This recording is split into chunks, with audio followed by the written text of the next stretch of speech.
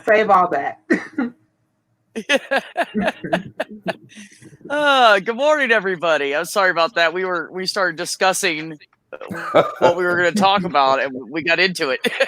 So I had to stop them. Wait, let's get it live here. Let's get the good stuff going. That's right. Anyways, continue. Go ahead, Robert. Speak your mind. So my question was, because every time I see a video and I comment on it, there's some entitled white person. I don't know what y'all call it up north, but down here in the South, it's the dreaded white person disease of you got too familiar. And it's that one white person who feels like, you know what, I'm going to go for it today. And they go nose to nose with a black person and they proceed to use the N-word 900 times. And you see the threads and you hear people talking in your personal and professional life. That person is always called mentally ill. It's like, why can't we just simply call that person a racist sack of shit? Like you were talking about, there's a link between racism and mental illness. Because I mean, I've been living with a mental illness for the best portion of my life, and it's never made me call a Mexican out of a name, an Asian person out of their name. Is there a link? Right. It's more so a link. I was going to say it's more so of a link on how racism actually affects and oppresses people. Okay. So you can't. So it's kind of like how if we take that same scenario that you were talking about, and you have the racist person calling you nigger, nigger, nigger, nigger, nigger, and you have heard this nigger narrative for generations, and also that nigger narrative has bled into institutions that you live in. There is no way that you can tell me that that does not affect your mental health. Well, exactly. Well, I guess my question is mental health as in, I guess I kind of put mental health in two categories. There's just kind of your general mental health. Like when we kind of used a common phrase, I need a mental health break from work. So you take 3 days off, you know, whatever you got to do to kind of revamp just your everyday mindset. And then there's the mental illness that's diagnosed. There's bipolar mood disorder, there's schizophrenia, there's all the stuff that you don't really have a control over. And so it's like, are we saying the same thing? Because I don't know how much an actual diagnosed mental illness goes into being an asshole. Well, you know, when it comes to being an asshole, that's his own mental issue. Okay. Right. So, you know, like as far as like the person that's doing the nigger calling, right? We have to examine it on, I guess, both sides. So let's look at the first person. The first person is calling this particular person a nigger. I'm assuming this person most likely is white. They may have like some type of position of privilege.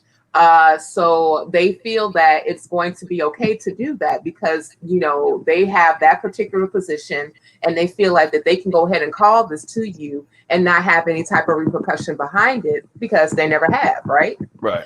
And also too, I guess that this also puts them in a place of where they would still have the position in order to say whatever they want to say because, you know, the United States gave you the right to do that.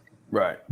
So, but even though like we came to the point where, you know, it's not okay to call black folk niggas, but, you know, it still happens. It just, you know, it kind of gets rounded in a way that is more covert than overt, you know. Oh, yeah. And a lot of it has to do with the climate that we're in. Even if we think about it on a political stage, you've heard of the Southern strategy, right? Oh, yeah.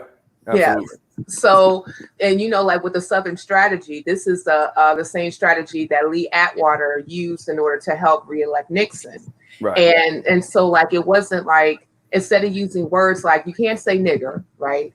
So you have to use words like what are some of the words that they use?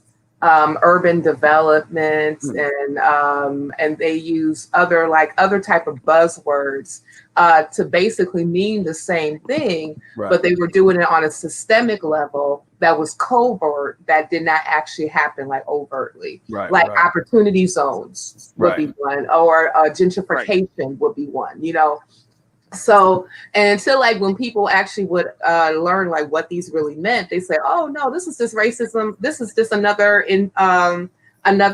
practice of racism, right? So, but you know, a lot of us didn't get hip to that until much later, till we actually saw the effects of what those particular policies did on the communities that it affected the most. So, so in that particular instance, we just know that was more so another way just to grab power, just to stay in a particular position of privilege and supremacy, and still continuously oppress another group. So them the assholes, right? Them the assholes. I mean, I don't know if there's a pill for getting you off of assholism. Yes, I just made that up, but I don't know. Sounds good to me. Right. You know, there's like cognitive behavior therapy for assholism. I don't know, you know, but why not? You know, you can make $1 million before the end of the night if you can come up with a pill that cured assholism. Right. Yeah. Right. You know what? I'm going to tell you something I've noticed is there's a lot of white people that go to jail and they're racist and they come out going, oh, damn, I was wrong. Oh, yeah. Because they meet really good people in there that just did something stupid just like them. And they realize that everybody's the same. Oh, we're all the same. We're all stupid. And these people are stayed out of jail. And these people, you know, they just realize that they're no different. You know, so maybe we need to throw more freaking white people in jail so they can get to know people. Because if you, that's the thing. If you take them and put them in a room together, they're going to have to converse. Oh, yeah. And they're going to have to get to know each other. Eventually, they're not going to sit there constantly not talking. Right. And they're going to learn so much. And they're going to realize, hey, you know what? We're not any different. Exactly. Skin color ain't shit. Exactly. You know? I told someone this yesterday. There was can't remember if it was a full documentary, but there was a show, and oh wow, people down on the bottom. It was about David Duke's son, the Klans member who almost won the governorship in Louisiana when I was a child, right? Yeah, I remember that. Yeah, his son, long story short, won't even use his father's last name anymore. Yeah, I remember that. Yeah, he was taught nigger this, spick this, wetback this, chink that. And then he fucked around and went to college. And the exact same people who he was taught were lesser than or you should hate are the exact same people like, hey, can I buy you a lunch? Hey, you know, we have to study for this trigonometry test. Why don't you come down, you know, to the hall? And and all the people that he was taught were sacks of shit. And like, no one's ever been nicer to me. Right. And so, yeah, experience always will outrun bigotry. Right. You put someone in a room full of people who they were taught to hate. And when you realize, oh, shit, they're just like me, you will eventually start to hug that person around the neck. And, you know, that's extremely important actual thing to point out. Perspective and experience. You know, I've noticed, and this is even like when I like engage people having these particular conversations about, you know, systemic racism, institutional racism, racism as a whole. You have like certain people who would say that like systemic racism or institutional racism doesn't exist. For example, Attorney General Barr said that not too long ago in an article when they were talking about police reform.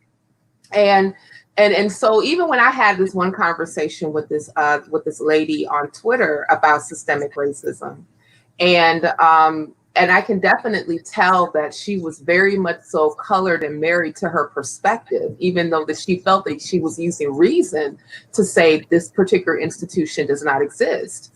And the reason being is because, you know, she is a PhD. She lives in a particular area. I'm pretty sure the majority of the people that she lives around looks like her.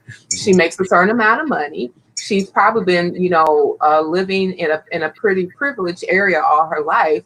And just because she heard about the Civil Rights Act in 1964, 65, Yeah. and the Voting Rights Act of 65 and the Housing Rights Act of 68. Okay, now we're done with racism, right? Yep. No, you can't think of, and see, that one of the things that I want to tell folk who would even say that is, why would you think that just like a few laws that are not always enforced the way that they need to be enforced is a marker of a whole 250 plus year, sometimes like almost 300 plus year practice in the United States? Exactly. You can't outweigh 55 years of a few laws to completely get rid of all different types of institutional racism. Exactly.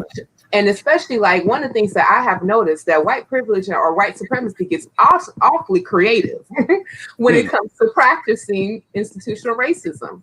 Like, for instance, the Fair Housing Act in 1968 outlawed redlining, right? And I would even say that particular law actually helped my parents purchase their first home.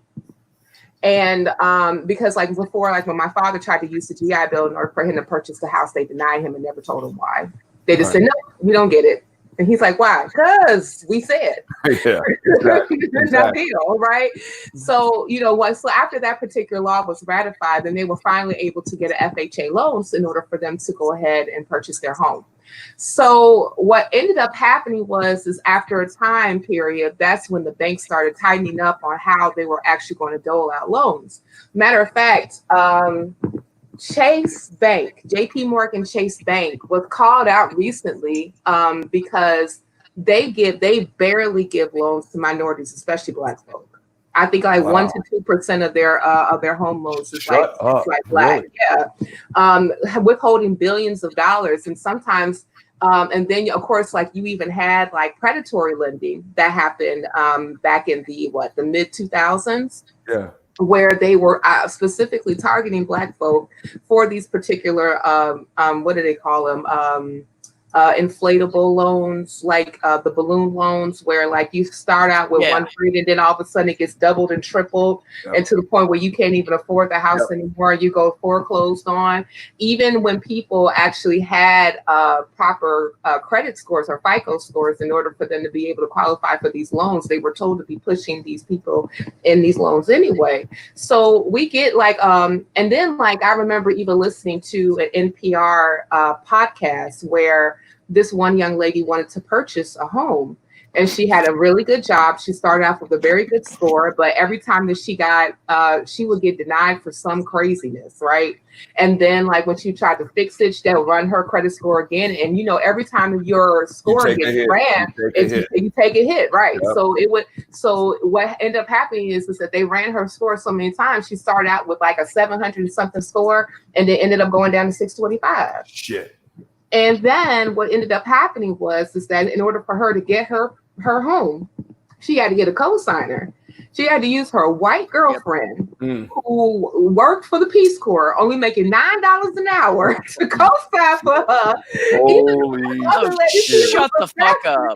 I am kidding you not. I believe you. I believe you. God, right, the child made $9 an hour, but her credit score was like 725. You know what I'm saying? But her parents had money, so she really didn't have to worry about money a lot.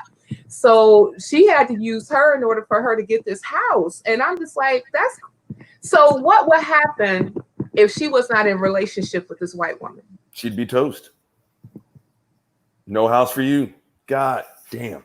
And these stories shouldn't shock me. No. But they still shock me.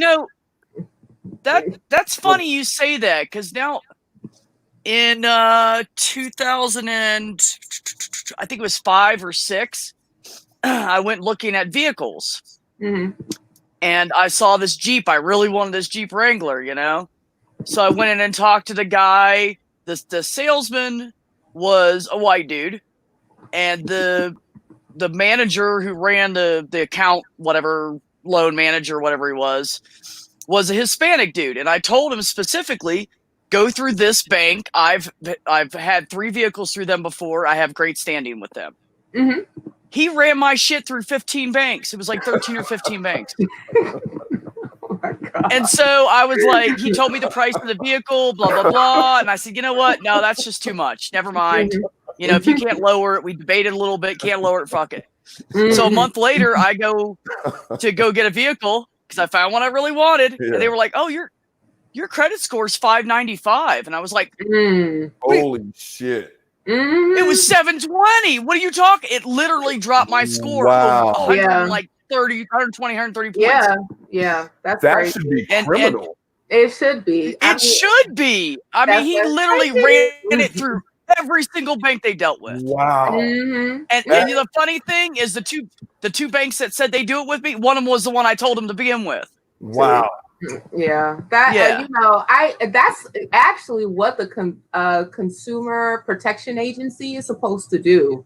They're supposed to regulate things like that in order to prevent issues with running credit scores, having it go longer, and and all this particular things.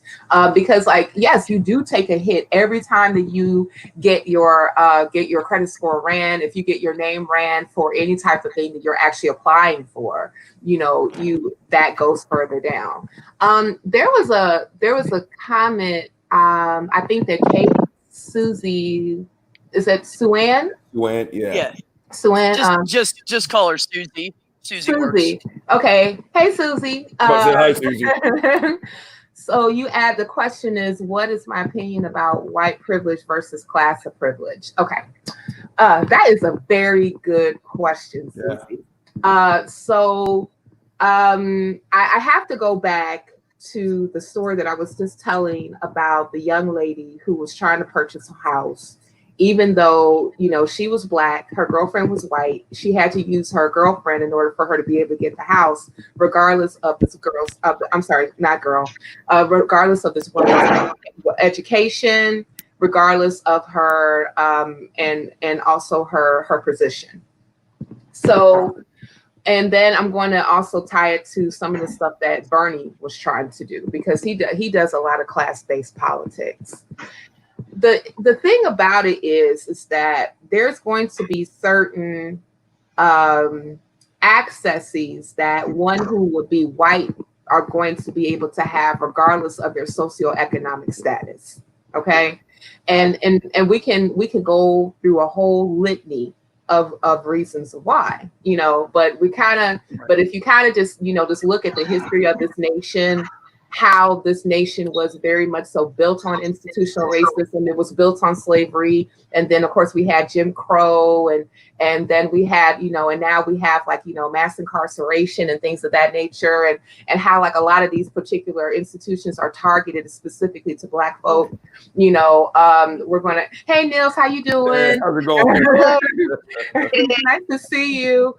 So we definitely know that oftentimes, being attached to whiteness, as I call it, and whiteness is not necessarily about absence of melanin, it's more about, normalization, that you're going to have some things that's going to be able to pass you by because of your attachment to whiteness. So like the young lady, again, being able to purchase a home because she was attached in some case to whiteness because of her girlfriend, right? But the whole thing about racism, which I find absolutely fascinating, is that the whole premise to actually to start it in the first place was based on class.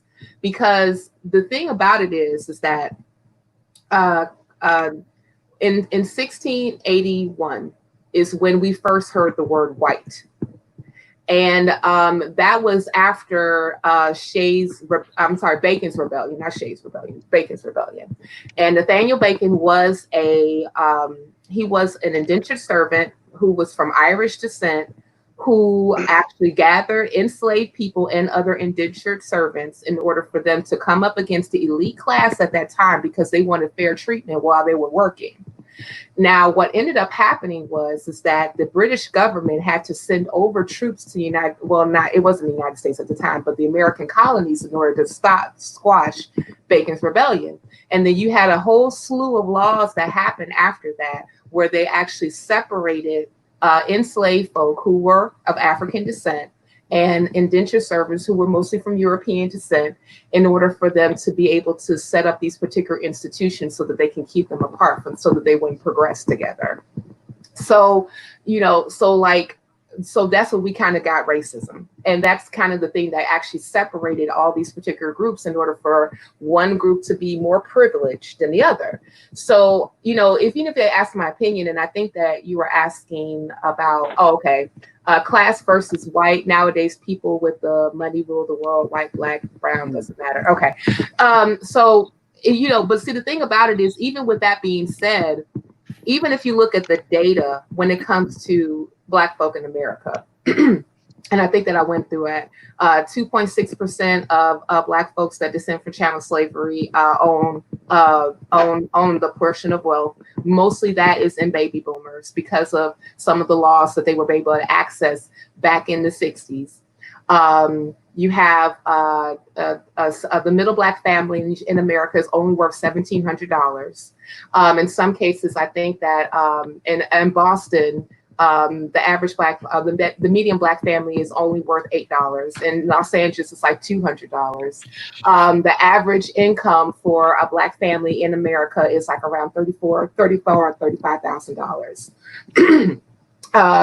And so like, and a lot of this is that we can correlate a lot of these particular statistics about lack of lowest of income, not only the majority of the wealth. I mean, it's not even compensatory to the population. If the Black American family, Black Americans are like around 13% of U.S. population, but we own less than 3% of the wealth. I mean, that, you kind of have to look at that, like, why is that? Or even if you look at how many, there's like 41% of the prison population are Black men, besides them being only 6% of the U.S. population. So oftentimes, like, what happens is that because, Black Americans don't necessarily have access to certain positionality in the United States because of racism, because of how we can tie these things to historical events that have happened. We see that they're a contagion to normalcy because of their Blackness, if that makes sense. So oftentimes this, and this, of course, we have our Oprahs, we have our Bill Johnson, Bob Johnson, who used to own BET. We have like these different people who actually have money, but even them having to go through all types of different hoops in order for them to get their money, is also a symptom of being Black. Matter of fact, there's another story of the person who used to own Ebony and Jet.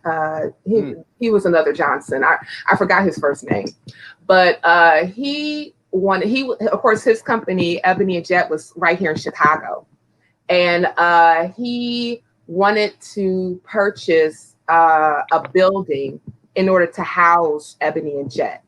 And he was looking at one of the buildings that was downtown and downtown Chicago. So at that particular time, redlining, of course, was very much so in high practice. Okay.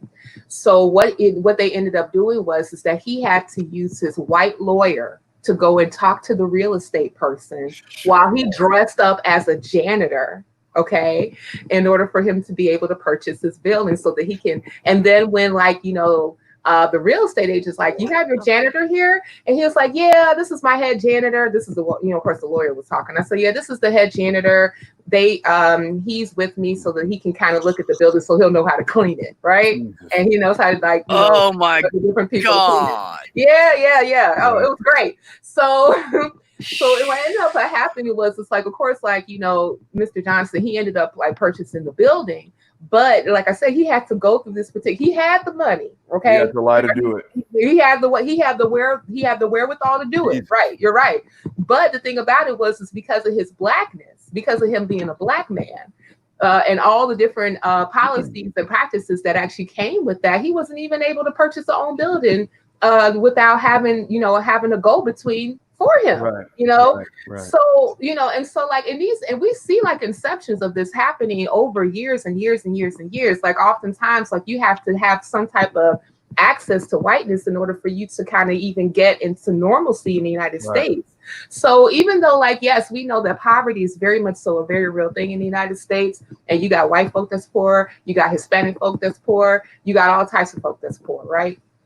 But at the same time, even with that being the case, you know, there have been overt policies throughout the United States that really kept Black folk locked out. Yeah. You know, and to the point where like I like the way that this one YouTuber that I listened to, a political commentator called Yvette Carnell, and she says we became a contagion of wealth. You know, we became, because even if you look at like a neighborhood like the one that I because it's true. You know, like I think about the neighborhood that I live in right now. When my parents purchased the house, it was back in 1969. It was a mostly Jewish neighborhood.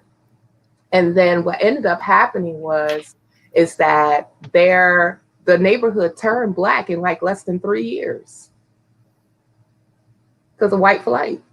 They flew to the suburbs, you know, and then like and one of the things that I noticed that not too long after that, what happened is that there were a lot of Black men that worked at the steel mill that was not too far away from our neighborhood, and the steel mill ended up closing.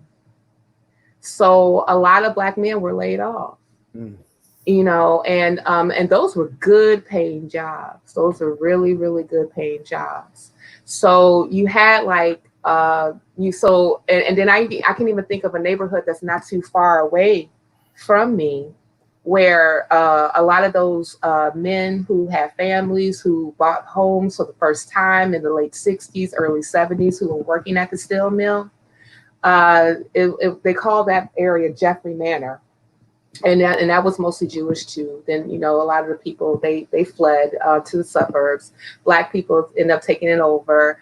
That steel mill ended up closing. And then that, you know, really messed up a lot of people's jobs. And if you even drive through that particular area today, it's you see a lot of boarded up houses. You see a lot of Matter of fact, when Rahm Emanuel was closing a lot of those schools on the South Side, that was a place that was hit hard. And of course, like you see like a lot of divestment. Is that what they call it? Disinvestment or divestment in that area because of, you know, and because a lot of people also ended up getting foreclosed on because they couldn't afford their mortgages. That was also an area that was targeted for these balloon mortgages, like these subprime loans. And you can definitely see the devastating effects of these particular policies that happen and this is a mostly Black neighborhood, you know? I think that, you know, I think that like, and even on like on my particular block, I think the only thing that kind of saved us is that, you know, most people, you know, I was very lucky that my mom, she paid off the house, but even like, I can even say that like, there was a couple of houses like, you know, until recently that was boarded up on my own block. And I was like, wait, what? Wow. Oh yeah, clutches pearls. Wow. What is this? I'm not used to this life, you know? Yeah. And you know, and oftentimes it's is because of this whole notion of being a contagion of wealth. And of course, like if you have like an area that's divested in business and another economic prowess and people losing their jobs over foolishness and things of that nature, I mean, you know, that's going to be a red line area, whether they know it or not. Wow. So I'm sorry. I just want to say that's a long answer to what I think about class versus white privilege. I loved every syllable. But you know what, honey, we expect that from you. You got a lot to say. It's okay. That's why I said let's wait till he can show up. I said, Robert, you want to go on anyways? I said, Robert, you want to go on anyways? He says, no, let's wait for Cynthia. It's kind of her show. Like, she knows all that shit I don't know. Let's wait for her.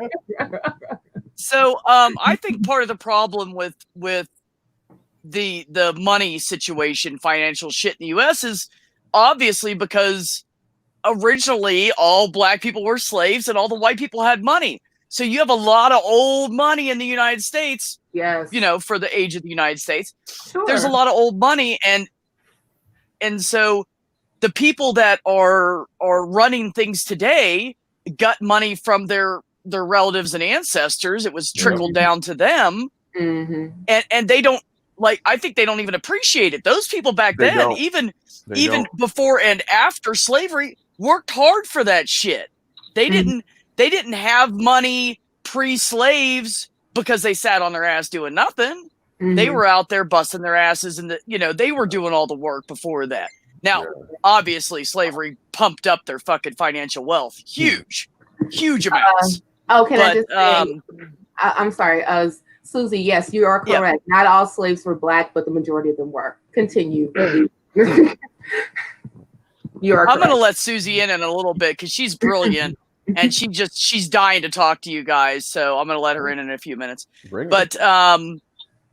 So she's great. She's a really good lady. So so I think that's part of the problem is that all this huge group of people, well, maybe not huge, this significant amount of people have this old money, and they're all white because back then nobody else had money. Right.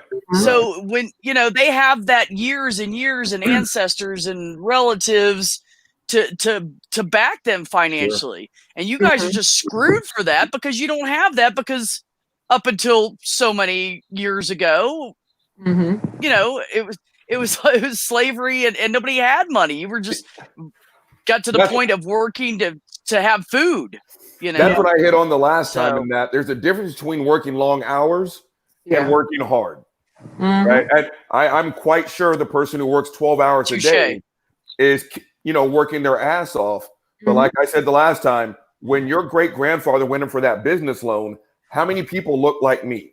How many people were women? How many people were Hispanic? Well, because it wasn't like that. It was all white men. Right. And I remember the arguments I got into, over the last 3 years that I've watched these kids grow up going into college and, the legacy admission thing. And, Robert, this is reverse racism. And I was like, let's just walk through this, shall we? Because again, I told y'all, I made All-American at the school that my father was told no niggers allowed. So in 1990, when I got to UT, I got into UT. Now let's rewind. Your parents, the white guy, your parents got into UT. My dad was told no niggers allowed. Your grandparents got into UT. My grandparents don't even have a high school education. Right. When your great grandparents were part of that inaugural class at the University of Texas, my great grandparents were your slaves. Right. And so again, don't tell me how you reached the finish line of the 100-meter dash first and you kicked my ass when you were lined up at the 90-meter mark. Correct. Right? When mark and set go, I've got to run a full 100. You just took 5 steps. Correct. Right? So again, yes, there's a huge difference between working hard and putting in long hours. And yet, when you have things handed to you, or more likely to have things handed to you, you don't get to stand up on the top of the Empire State Building like King Kong and pound your chest. Right. Exactly. You have to realize you stood on the back of other people to be as tall as you are.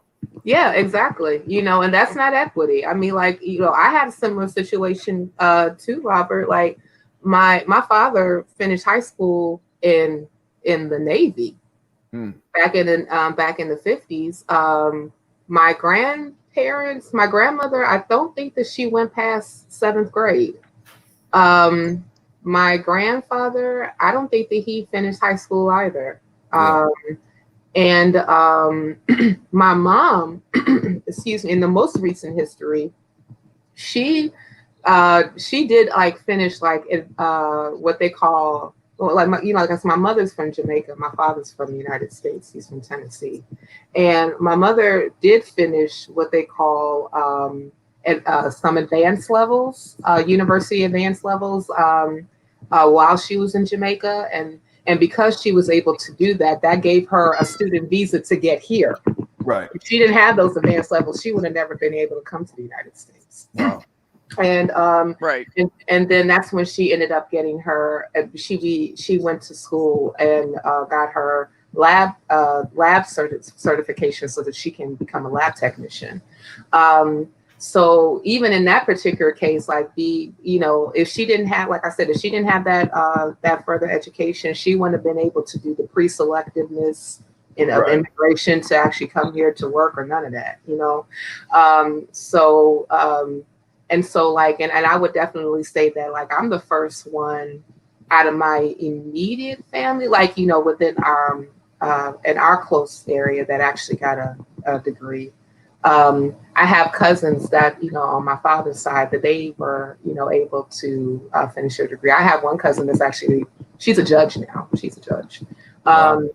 And I know her mother was able to, her mother and also her mother was able to get their degrees because like her aunt was a school teacher. Yeah, because my aunt was a school teacher, and then her daughter ended up going to historically Black college. Whatever that HBCU that's in Memphis is, I forgot what it was called, but that's where she ended up going, and she ended up getting her particular degree. One moment, please. But y'all keep talking because somebody's at my door. Okay. I think that's Hampton. Is it Hampton? No, Hampton's in Virginia, but just one moment. Now I have two large cats in front of my screen right now. I was about to say, I'm seeing some. They're chasing a bug, a little tiny gnat. That's about right. Okay. If my guy was here, oh, hello, Susie.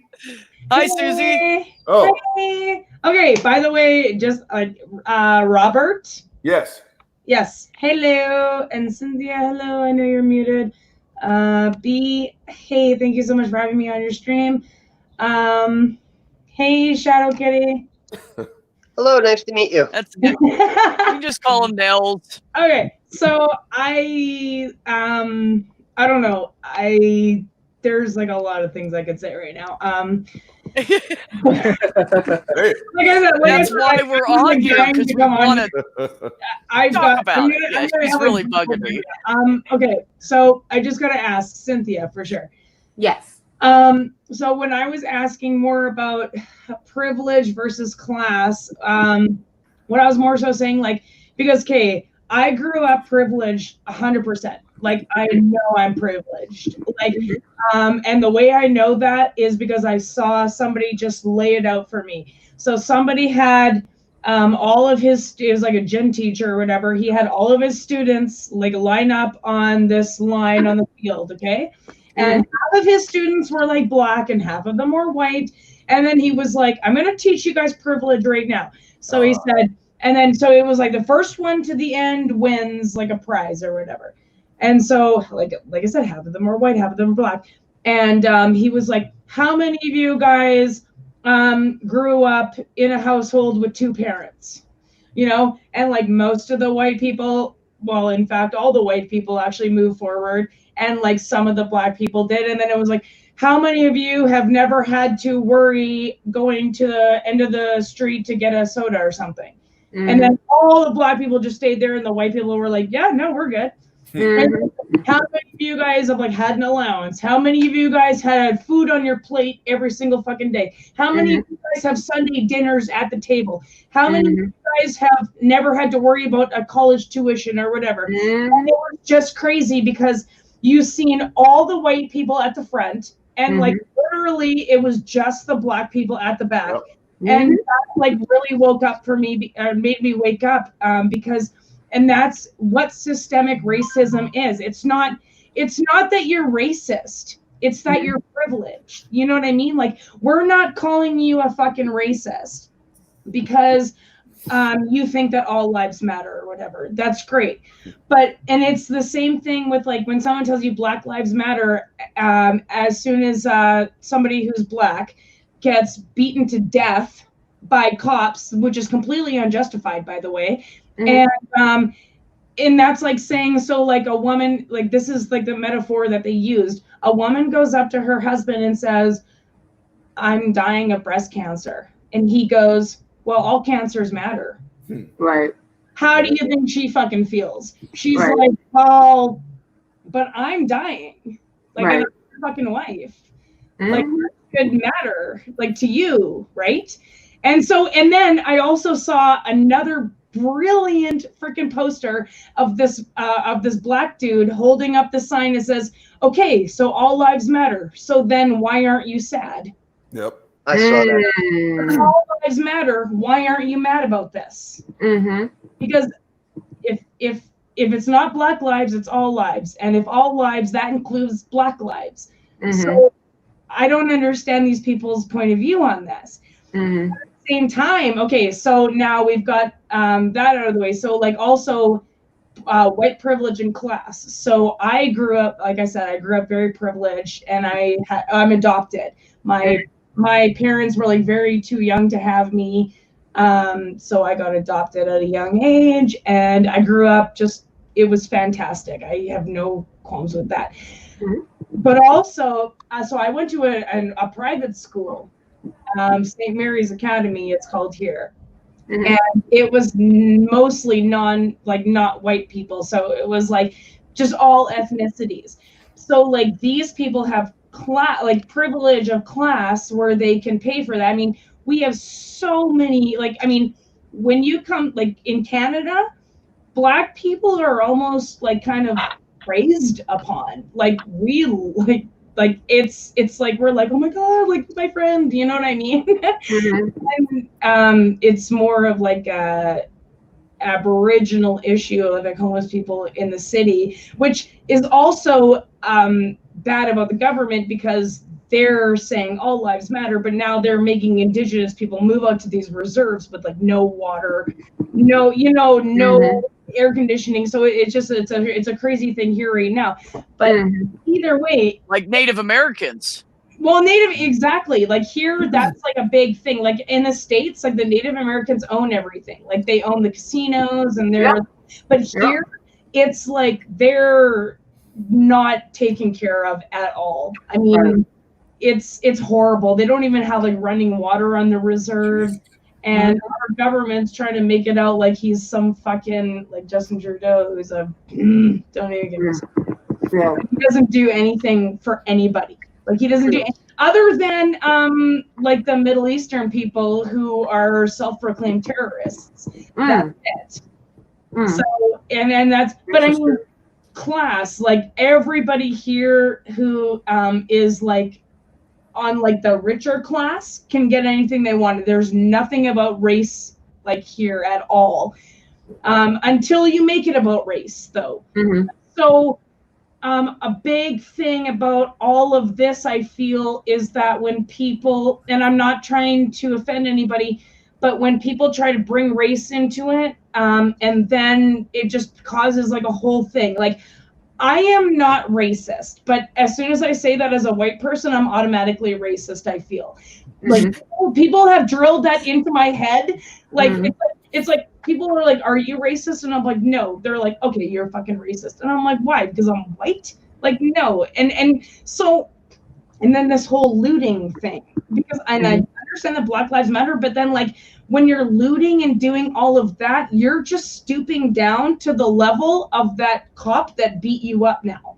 So you're protesting the cop that beat you up, and now you guys are doing the same thing. And I understand like shock therapy, like we need that. I mean, 100%, we need that. Like, Jesus, like this is happening. And I don't believe in whatever the cops are doing. That's completely horrible. And I understand that. I told so many people were like, if that was a white person, they would not have shot him. And I've said that to like many people. I'm like, if that was a white person, they would not have shot him. And everybody's like, this isn't about race. But I'm like, yes, it is. But like at the same time, like you don't, it's an eye for an eye makes the whole world blind. You know what I mean? At the same time, I'm very caught in the middle on this one. So I kind of wanted to touch on a few things that you said. So one of the things I kind of want to go back to is kind of like how race is looked at in Canada versus how it's looked at in the United States. Now, so one of the things that I do want to preface first is that race started here. like, even though the foundations of racism was before the 1600s, with the when you looked at basically how the transatlantic slave trade started. These were mostly different Europeans that were coming from Portugal. Also, you had like the Dutch, you had the English. In some cases, you even had the Spaniards that were coming from their particular countries, and then like setting up trade routes, and then eventually striking deals with, like, some of the African elites from West Africa and Central Africa, in order to end up starting to bring slaves from the African continent. So. Right. And previously to 1681, you had people define themselves by their country of origin. So it wasn't this is a white person. This was I was English. I was British. I was Spanish. American. You were like this American.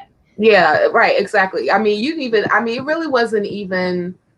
Because, like, since America really wasn't the United States, not for real until 1776, it was mostly like, I'm of the descent of England, I am under the descent of Spain, I'm under the descent of I'm Dutch, etc. Right? Mm-hmm. Yeah.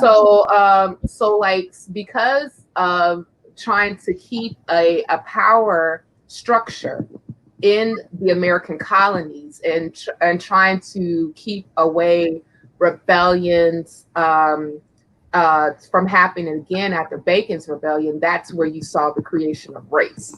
So the creation of race and racism was in in America first, before it spread abroad. It doesn't surprise me. Right. So yeah. So since we had the creation of race and then racism, because this was definitely baked into the laws that governed the Americas at that time, on how you are dealing with slaves who were, and most of the slaves that were in the United States were of African descent. They were Black. And it was mostly, and if they were indentured servants, most indentured servants were of European descent. Not all of them, the majority of them.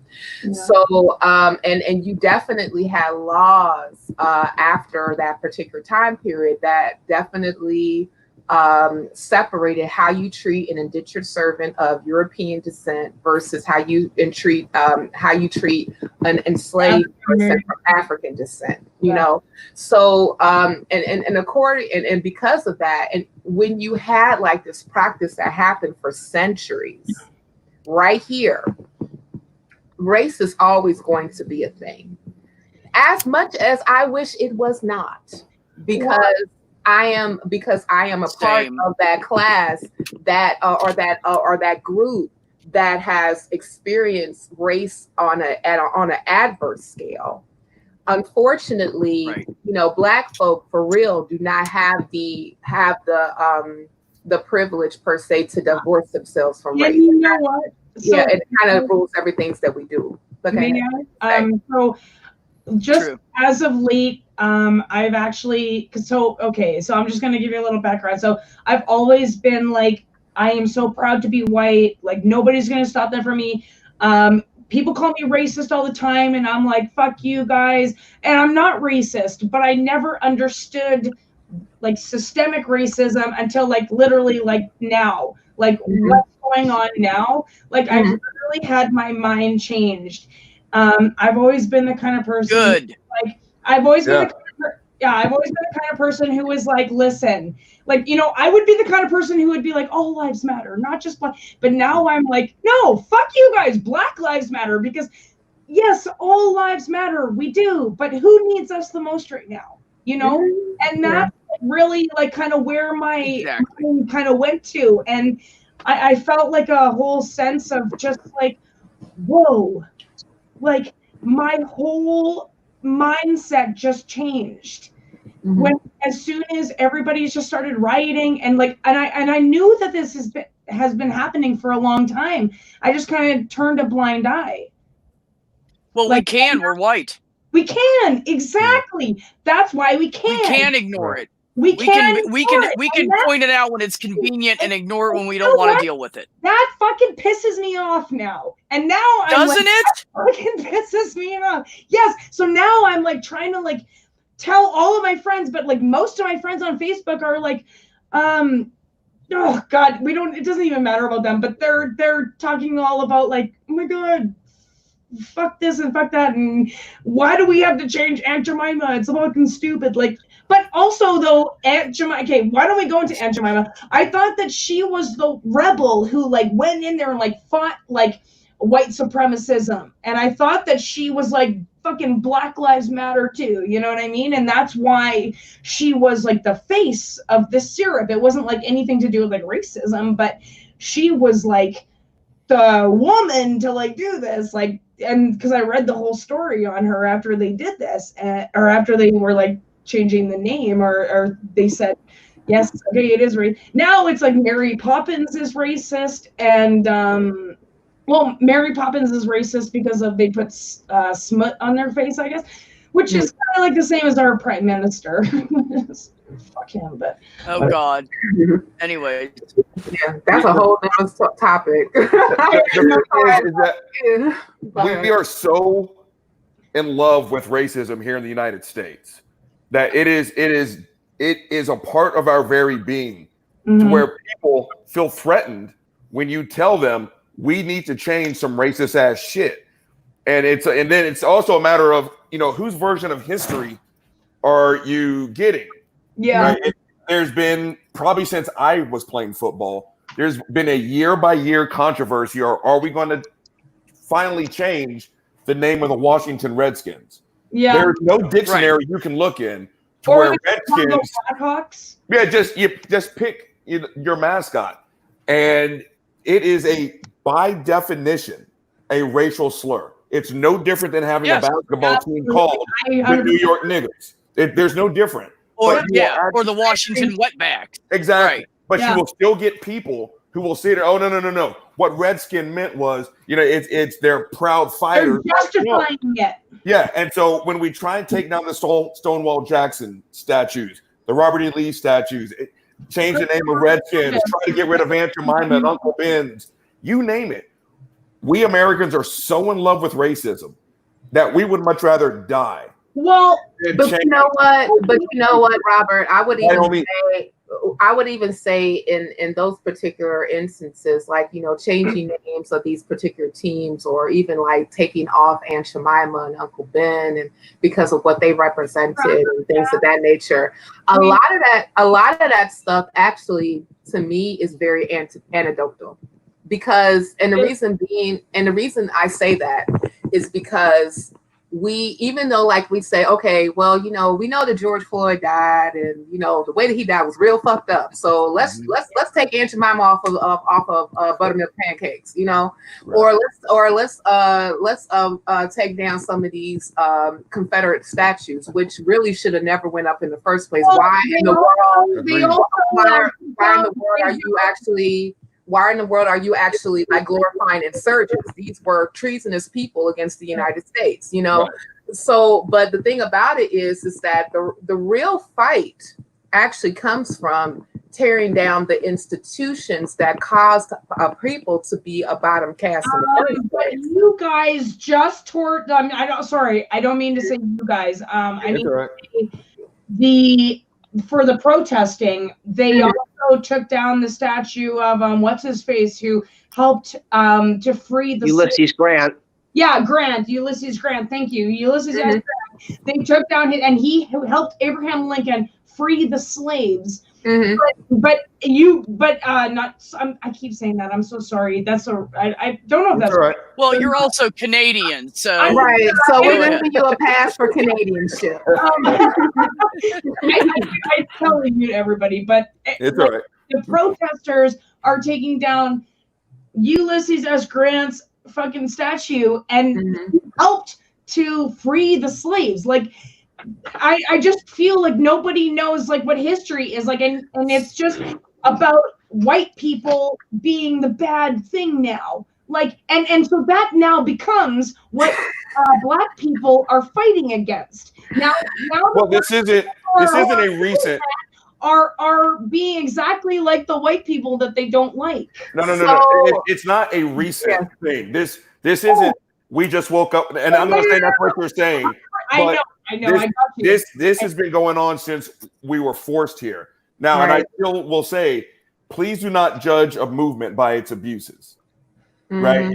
For every one statue that shouldn't have been torn down, there's 500 that need to be torn down. What about the innocent people's stores who have been shut down? You know, can I talk about that a bit? I'll go after you. Wait. Okay. Because I would love to talk about the loot. Susie, 1 second. Hold on, sweetie. Okay. So let's talk about the looting. Slow down, everybody. The looting break. Let's talk about the looting. I will follow you. All right. Okay. So with the looting, okay. We gotta point out that I know that oftentimes on media you would hear like, oh, these people are tearing down their own communities. So number one, and I've seen this. Wait. Well, let me. I want to kind of address like a lot of this stuff. Sorry, go ahead. Okay, so number one, from the footage, a lot of the footage that I looked at, as far as like what happened with the looting. Number one, it wasn't just black people. It was a lot of white folk that was out there. Yes, matter of fact, that's what I was about to say. Yeah, it was a whole lot of. Matter of fact, I was looking at some footage from a protest that went crazy downtown in Chicago, and there's this I forgot his name. I think he goes by Crime Chick. But girl like walking with like TVs and shit, and you're like, nearly like it was a few different crazy things that was going on. So like one of the things I saw was I saw like a bunch of white folk in the Target downtown that was looting. Matter of fact, there was another protest that was going on in a different city. I want to say in Minneapolis, where the majority of the people were protesting, and then all of a sudden they saw this one white guy that was dressed in black, and he just started breaking out windows. I saw another video. I was going to bring that up. Yeah. There was another video that I saw of a white woman running with a TV. No, she ran with a couple of lamps in another store. I think it was a Target, where she just screamed at the camera, "Black Lives Matter." So you know, so even with Black Lives Matter, I'm white. You know, so like the thing about it is, and I'll go back to Robert. And Robert, forgive me, like when Susie was talking, you had this face on. You put this face up, and I almost died real quick. I have a hard time lying with my face. I know that was great. But no, it was great. But see, the thing about it is that anytime that you have eruptions like this, okay, but it's not just rioting anymore. It's innocent people getting injured. Well, that's one of the things. But that's what I was trying to address. I said, so oftentimes, like when you have different uprisings like this, you do have casualties, unfortunately, and a lot of times, and oftentimes. And also too, I kind of want to, even like what happened with that young man that got killed. I don't agree with what the cops say. I don't agree with what they're doing. But no, I'm not talking about that. I'm talking about like when you have protests and when you have uprisings like this. Unfortunately, you do have casualties, and so. Wait a minute, hold on. And when you do have casualties like this, sometimes these things happen. It's not something that you condone. It's just, unfortunately, it's an effect of the cause. Now, another thing I would say is this. But when hold on, Susie, hold on. Let me Susie. Hold on, Susie. Hold on. Let her say what she wants to say, and then we'll let you go next. Hold on. Right, exactly. Hold on. So another thing that you got to understand, and this is especially prevalent in the United States, when you saw a lot of the looting and rioting per se, like in Black communities, and you saw like a lot of these particular businesses that got looted and things of that nature, even though some of them were Black-owned businesses, a lot of them were not. Yeah. We have a huge problem in the Black community that a lot of the businesses that actually operate in the Black community are not owned by the people who live there. That's why they have signs. Yeah. It's like Black owned. Or yeah, exactly. Right. They're in my neighborhood too. But I mean, but for every sign that I see Black owned, I can count about 5 or 6 that are not. You know, matter of fact, not too long after, because like, you know, I work with an advocacy group but I'm more so on trying to, I'm less of a marcher and more of a policy pusher, okay? Because I understand that it's legislation that's going to get us out of a lot of the pickles that we're in right now. And also, I'm old, you know, my feet, they get tired. But anyway, you know, I got a bad ankle, y'all. Like, I got a bad ankle, y'all. Right, you know, like, yeah, I love her. You know, I'll probably go out there with my bike and, you know, start doing that. I love it. But you know, but even with that, like, so even before, so like right before, hold on. So like we had so like my advocacy group was having like a press conference and rally last Saturday, and we were pushing for our governor J.B. Pritzker to sign an executive order to release money into Black communities that were decimated by COVID-19 because we're higher than anybody when it comes to infection and mortality rates. And 2, to help rebuild a lot of these businesses that, especially like, you know, that were lost during the rioting and the looting. And definitely trying to release money into Black business owners' hands in order for them to be able to rebuild. So after we did the rally, I was taking a friend of mine home.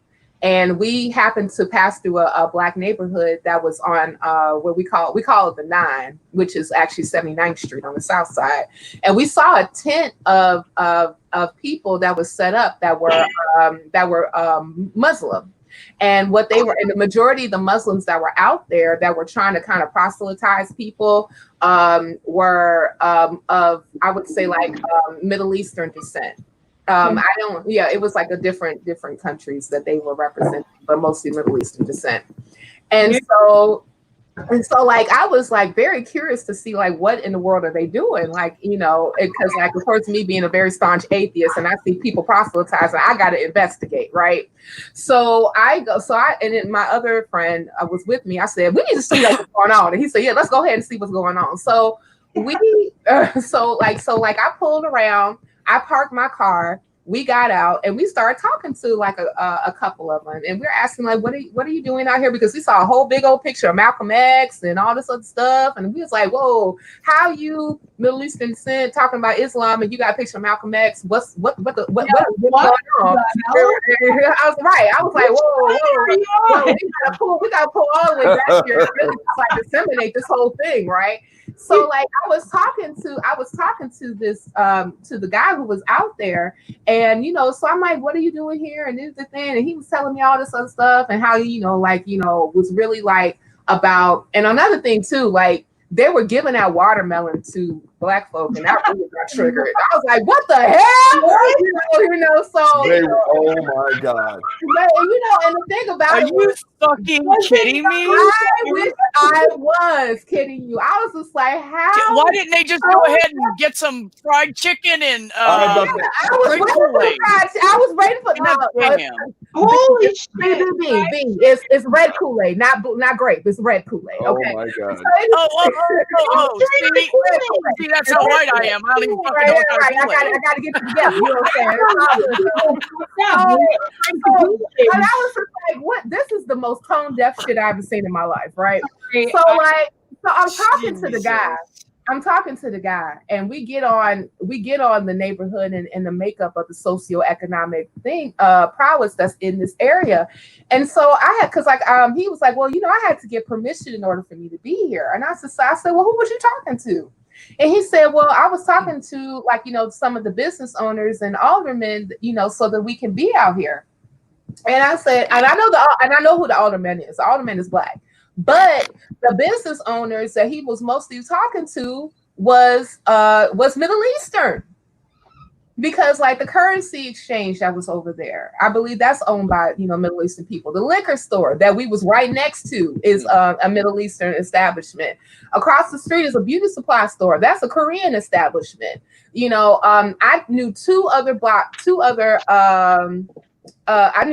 businesses specifically that was on that block that were owned by Black people. And the only reason why I know is because one of them is a yoga studio because I go there, and I know the proprietor.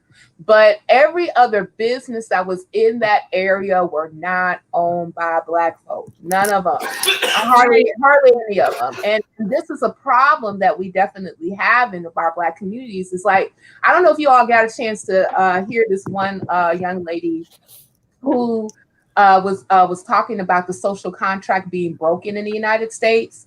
And then she addressed the issue concerning rioting and looting. And then she's like, if you all ask why were you burning or why are you looting these particular establishments in your neighborhood or burning down your neighborhood, she says simply because we don't own anything.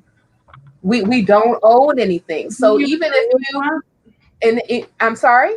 Do you agree with that? Well, the thing about it is that I don't necessarily, like I said, I'm not a marcher. I'm a policymaker. I'm about policy, but I will say this. I get it. I understand it. I understand it 100%. And you can't. And here's another thing that I really wish that I could get across to people, especially white people, when this stuff comes up, is that when you are a part. Yeah, when you are a part of a group of people that have been oppressed for a minority, so I mean, it's beyond a minority. It's I mean, because because wait, hold on, Susie, because like you got to understand the system of racism, especially in the United States, is not practiced the same way as it is over the world. What happened in the United States, especially as from, I would say, after the Civil Rights Act were ratified up until now, is we have buffer classes of people that have been shoehorned in from from Latinx folk. You also have like other groups that have immigrated in the United States. A lot of them are selective of immigrants, even Africans that have come through and things of that nature. And a lot of them are doing pretty well. Okay. And that's and also too, like why they're doing pretty well is, I can explain that as well. But one of the things that you see in this particular aspect of it is that you still have all these other particular groups that have some semblance or access to whiteness. And then you still have Black people, especially that's descended from chattel slavery at the bottom. And so when you have this oppression that has gone on for centuries and centuries and centuries, and you have also too, okay, Black so people, you're referring to us as whiteness. Whiteness, when I look at whiteness, I don't necessarily say absence of melanin or color of skin. It's about normalcy. That's when I say access. I don't see it like that though. So like maybe that's how we view it differently, because I don't see you see it as normal whiteness. I don't see white as normal at all, because I mean, can I jump in on this one? Can I jump in on this one? Wait. I love it if go ahead. It just, when you say, it's kind of like when we talk to Christians. They don't see anything other than their point of view. Yeah, totally. And so when you try and tell them the shit's fucked up from our end, they don't see it. Yeah, and this is why I'm old enough to remember when the standard of beauty was a Barbie doll. Tall, thin, but I'm saying normal is, at least in the United States, is white. This is why when people hear me talk, the first thing they say is, "You sound white." That's right. And it's like, because the standard of white is excellence. Right. And so when you try to get people to see this intellectual gap, this social gap, I think I just hit puberty there. They don't see that. Again, yes, white is normal here in the States. And I wanted to piggyback a little bit on the looting portion. To my right. I can't even. Right. I'm over here. There's your intellectual hammer. There's your velvet hammer. I'm just a fucking right? And so when it comes to looting is the language of the ignored. And I'm not the world's biggest fan. And I'm like Miss McDonald. I'm too old. I've got one Achilles. I can walk from here to my mailbox, and then I need an ice pack. But the problem with the building talk and the looting and the property shit is, I said this during our last talk, we have been dehumanized since we got here. I never want to hear about a fucking building put in the same sentence as a black life or any life for that matter. So I don't care. I don't care if people are mad about buildings. I don't, because even if you worked for 50 years, hold on, please. Even if you worked for 50 years to get that building going, Susie, stop. Susie. Okay, you know what? I might just go then. Oh no! Don't go. Just hold on. You can have your turn. I've listened to Cynthia, and I like waited my turn, and then Robert. Yeah, Robert got it. I just because I feel like I'm being attacked almost. Like, and I'm not saying No, No, we're not attacking you. Listen, I'm not saying that because of my skin color. I'm saying that because I physically feel like you two are like, because I haven't gotten a chance to speak yet. Okay, actually, maybe that's my privilege speaking. Sorry, honestly. It kind of is. You're right. All right, sorry to interrupt. You go. So this is exactly a perfect example. Yeah, really. And that, well, no, it's just like when I said the last time. And she's ADHD, and she's like me. It's hard to not talk. It's just that. Yeah, but so the what you feel in terms of being talked over and ignored, as far as I'm concerned, welcome to my world. Amen. I have been saying, and when I say I mean everyone who looks like me has been saying since forever, please treat me like a human. And now people are like, well, I feel like I'm being attacked. No, you should see what it's like when I try to go to the grocery store as a large black guy. Oh my God! Now you're taking completely that out of context. No, I'm not. I actually think it's out of context. I never thought of that at all. I'm not saying you, and this is part of the problem. Everything is a personal attack. I'm not saying you are a bad person. I'm not saying you. He's talking about in general. Are a racist individual. I'm just now starting to talk to you for the first time. But when we are sitting here saying, I feel like I'm being talked over, why won't anyone listen? It's because the people who have been on the receiving end of this ass whooping since forever are trying to talk and say, this is how we feel. No. We're the ones who are like, you shut up and listen to my point of view. And I'm like, this is why we are burning shit down. Sorry, I think it's because Cynthia said I could talk after her, but like that, whatever. You know what, Susie? The floor is yours. Go ahead. What you going to say? All right. Go ahead. Okay, so what I want to say about the lootings and stuff like that. So like, imagine if it was your parents, okay? Oh no, okay, maybe not your parents, because you guys got it going on right now. Me as a white person, imagine if it was my mother who actually has passed on, but imagine if it was like a business that we have built from like my great-great-grandfather, and we did not have riot insurance, okay? And imagine if we were all for like Black Lives Matter.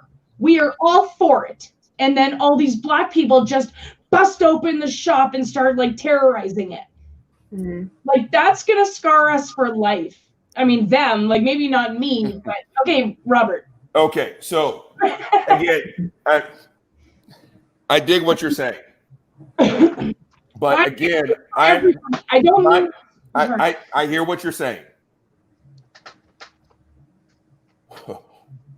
Yes, let's take your family business, and y'all worked your ass off. Go ahead. I'm sorry. You need to distinguish the act from the actor. There you go. That's all I have. There you go. That's all I have to say. There you go. The building that y'all worked hard to build, the business. Yeah. Yes, let's say some people burned it down. Okay. You can rebuild that. You will rebuild that a lot faster. Hold on, please. You will rebuild that building long before they resuscitate my life. And this is part of the problem that I've been saying since forever. Not just the last interview. People who look like me and Miss McDonald are constantly being put on the same plane as property. You better fucking sit down and listen to me for a goddamn second. Who are you talking to? No, listen. Whoa! Well, no. Wait. First and foremost, no one is going to tell a black man to sit down and shut up. 20 years old. No, nurses never even. They didn't even. Susie. I'm not even about that. I can't even hear what she's saying right now. Like, I'm sorry, but no, you should be for what you just said. That was very condescending. That was very, very, very condescending. That's not okay. That is not okay. We can't really have a conversation. You're right. We can't. We can't have a conversation. Susie, I know you're going to be mad at me for this, and I don't know why you're taking things wrong, but I'm going to take you off here because okay, she left. That's even better because that was awkward. This is what it wasn't awkward. I don't know why she. This is what I call normal. I don't know what happened. Again, when that lady so kindly whipped my ass to tell me I was being a misogynistic piece of shit, the only way I was going to change was to absorb everything she had to say. And it was a very hard thing for me to go through. But again, I had to realize I was part of the problem. Now, if I sat there and told that woman who at least cared enough about her surroundings, if not me, if I was like, you know what, you shut up. No, you listen here, lady. I'm not, and I am missing the point. Someone who was being oppressed was telling me about her oppression. And if I, as the oppressor, continue to talk over her, told her to shut the fuck up, go in there and make me a sandwich, I would have never learned. And so I don't know who Susie is, but the fact that she took it all personal. And one of the things I would say to Susie, I'm very sorry that you left.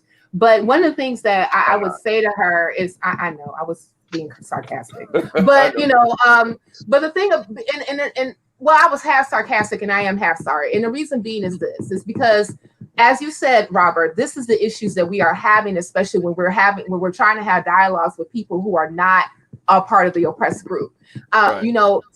Susie, you got to understand, number one, you are not in America.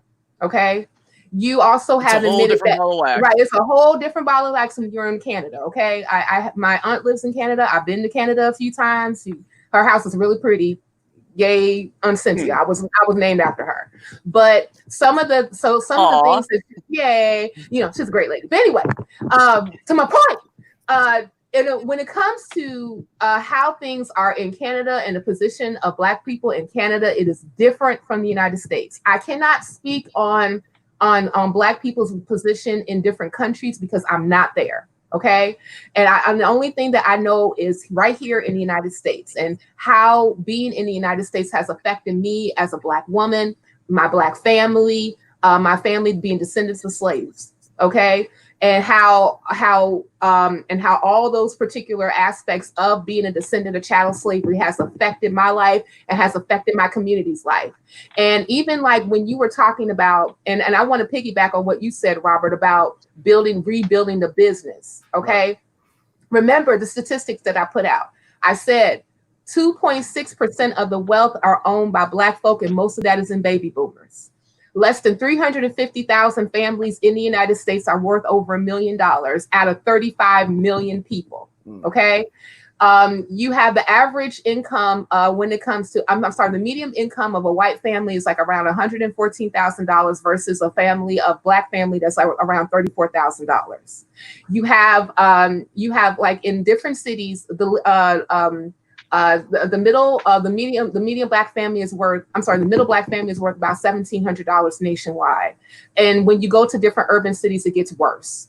Less than a little bit more, over 50% of Black families are worth less than $1. Black folk are, and I know that this is probably going to have been bigger since COVID-19, but Forbes actually, either Forbes or Black Enterprise actually slighted through studies that the Black people are going to be worth at zero wealth by 2053. And I know, and I know that COVID-19 has escalated that put it on roller skates since then. Right. Okay. And even like, when you look at like some of the positions that a lot of Black people hold in the United States, as far as like essential worker, that just means that they have to do their work in person. They don't have the ability to work from home. So even though that their work is considered essential, like the grocery store person, like the delivery person, they are not necessarily being paid an essential wage. Okay. So this is so when we're talking about rebuilding a business and having access to capital. Remember, I was even talking about the young lady who was trying to purchase a home. She had a good job. She had a higher income score, but she had to get her white girlfriend to help co-sign for her only made $9 an hour. You know, this is our reality. Right. So even when you're talking about, like, you know, I feel for the person who may have lost their business, but again, like I said, the majority of people who own businesses in the Black community are not us. And they will have access to other capital and other means in order for them to be able to build their business before a Black person would. Especially if we know that redlining still exists. Banks still are not lending to Black folk the way that they should. And now that Trump is in the office, like a lot of the particular protections that we were supposed to get under the Consumer Protection Agency have been pulled away, have been less regulated.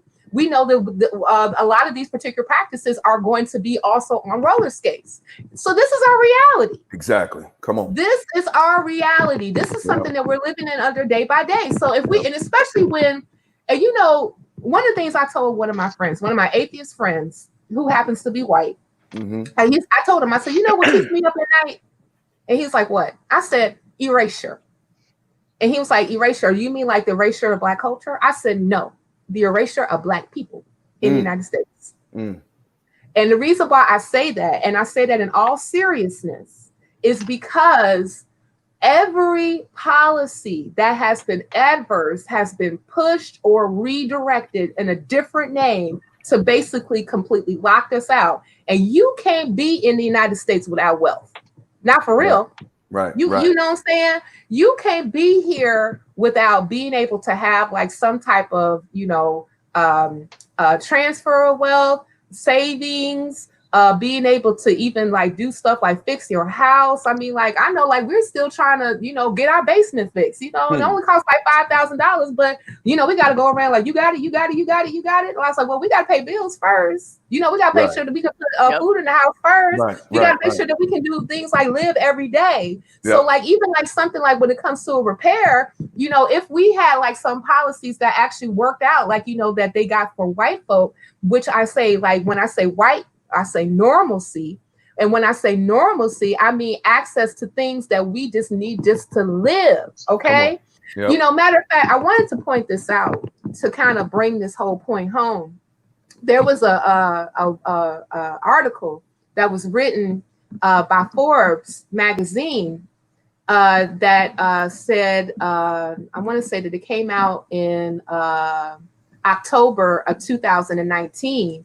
And it said, a study shows that millennials will hold 5 times as much wealth as they have today. And the group is anticipated to inherit over $68 trillion from their baby boomer parents by year 2030.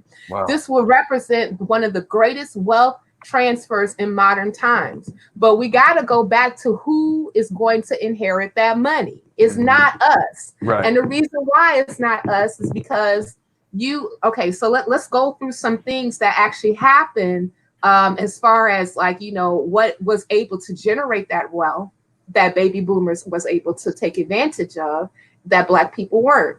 So let's talk about the New Deal. Are we familiar with the New Deal? Yes, we are. Yes, we are. Yep. So we know that the New Deal was a series of policies that FDR pushed through Congress in order to get the country working again. And we know that with that, they were able to start the WPA, which was a workers program to actually help rebuild a lot of the infrastructure in the United States. And also there were credits that were actually lended to people in order for them to purchase homes, purchase property. Also around that particular time in the early 30s, we had, like, you know, the Dust Bowl, where a lot of farms got decimated, that the United States came in and they actually lent to farmers in order for them to be able to rebuild their lives again. But you know who was largely locked out of the New Deal? Bam. You know, well, of course, because all of the people doing that shit are old money white people.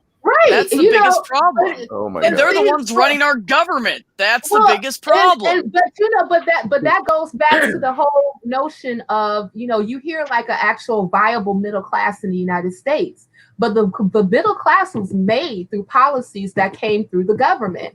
But the thing about it is that oftentimes, like, a lot of Black people were not able to take advantage of these policies. Even if we talk about the GI Bill, which came out in 1944, which basically was giving money to veterans that were coming back from World War II in order for them to be able to do things like purchase property and also go back to school. I told you my dad wasn't able to take advantage of that. And a lot of Black people, a lot of Black veterans were not.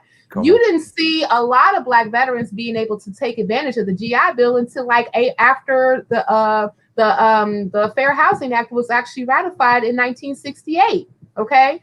And then, and so after that, we have like issues concerning, like I said. Oh, another thing too is that our people were like after like a lot of those particular civil rights acts were actually ratified, you did have like a lot of Black folk that was able to like get jobs in like government, mostly the post office. But now what do we have? The post office actually had like these really great pension plans that a lot of people were able to take advantage of and retire from. You see a dialing back of that. Also too, you have like other government programs that actually, have their particular pensions slashed. That, like I said, like a lot of Black people were able to even use to purchase homes and even send their kids to college. Right. So like that's why I was even saying that the majority of the wealth that's out of that less than 3% that's in the Black community are from baby boomers, because they were actually able to take advantage of those particular programs at that particular time. But then a lot of those particular programs and things of that nature were being eroded away, So like now now we're here, right? And, and like I said, and because of that, like I said, even though like, I know that like the majority of that $68 trillion is going to go mostly to white descendants. Not everybody's going to get it, because I understand that not all white people are rich. I get that. But, but the vast majority of that $68 trillion is going to go to other white families. Right. Like, matter of fact, I knew a lady who got married some years back, like a few years ago. And one of the things that they wanted to do, like her and her husband wanted to start a family. So they lived with her mom for a while. And then after they lived where they were able to purchase a house. But, some of the money that they got as far as like the down payment, they got from their parents. Right. Yep. Yeah. And I mean, like I said, and again, like, I know that that's not every white person. I get it, because you're going to have white people that's rich. You're going to have some people that's in between, and you got some white people that's poor. But still, you have a group of people that's able to do that for their children. Right. You still have a group of people that's still able to take advantage of a lot of these particular programs that was perpetuated by the government that we were not able to get. Even if you look at the Homestead Act in 1862, this is when the government was actually giving out millions of acres of land. Millions of acres. They were just telling people, just push west, you get the money. Not only were they able to get the money, the land for free, they were taught how to mechanize the land. They was getting grants in order for them to farm the land. They was even getting grants to build on that land. They was getting grants to even to learn how to run businesses on that land. But guess who the people? But also the people who were pushing west with them were slaves that were owned by the people. And they were not able to take advantage of that particular policy. And because they weren't able to take advantage of that policy, that actually created a whole new class of wealthy white folk in America. And they were able to pass down that particular wealth from generation to generation. And here we are. Right. Yep. See, now that I'm a little bit more calm, I definitely have some anger issues, and I'm still working on them. But I think same, Robert. I get it. Yeah. So I'm calm now. Yeah. The thing is, when you talk to someone like a Susie, who I do not know, she's probably tremendous. We had a disagreement just in. She is a great person. She And really I'm quite is. She sure has a big she heart. is. I'm quite sure she And just is. so I'm gonna interrupt you real quick. Go ahead. She messaged me and thought you guys think she's racist, and she was literally crying.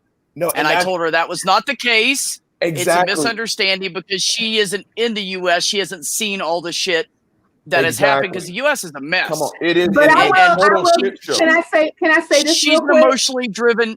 Yeah. She's an emotionally driven person, and she just got emotional. That's all. And you know, Go and ahead, one thing Cynthia. I will say this, and then Robert, I'm going to let you go, but I have to interject here. I say you may not necessarily be racist, Susie, but you are definitely affected by racism. Yep. And because you are affected by racism, your perception about some things are going to be skewed because of how you grew up. And also, being attached to whiteness. And I mean, like I said, even you admitted, that you have white privilege, okay? And you were privy to a lot of the things until very recently. So you can't completely shake off all these different things that's part of racism that has affected us all around the world overnight. It takes work. Yep. It definitely takes work. It definitely takes work. That you don't have to be racist to benefit from racism. And like you said, when you've got generational wealth or whatever the case may be, and it's handed down to you, you could be marching in the streets, saying Black Lives Matter, but next morning you're going to go back to your business that makes you $5 million a year. And that's a benefit of, again, 4 generations ago when people who look like me were enslaved by people who look like you. When someone like a Susie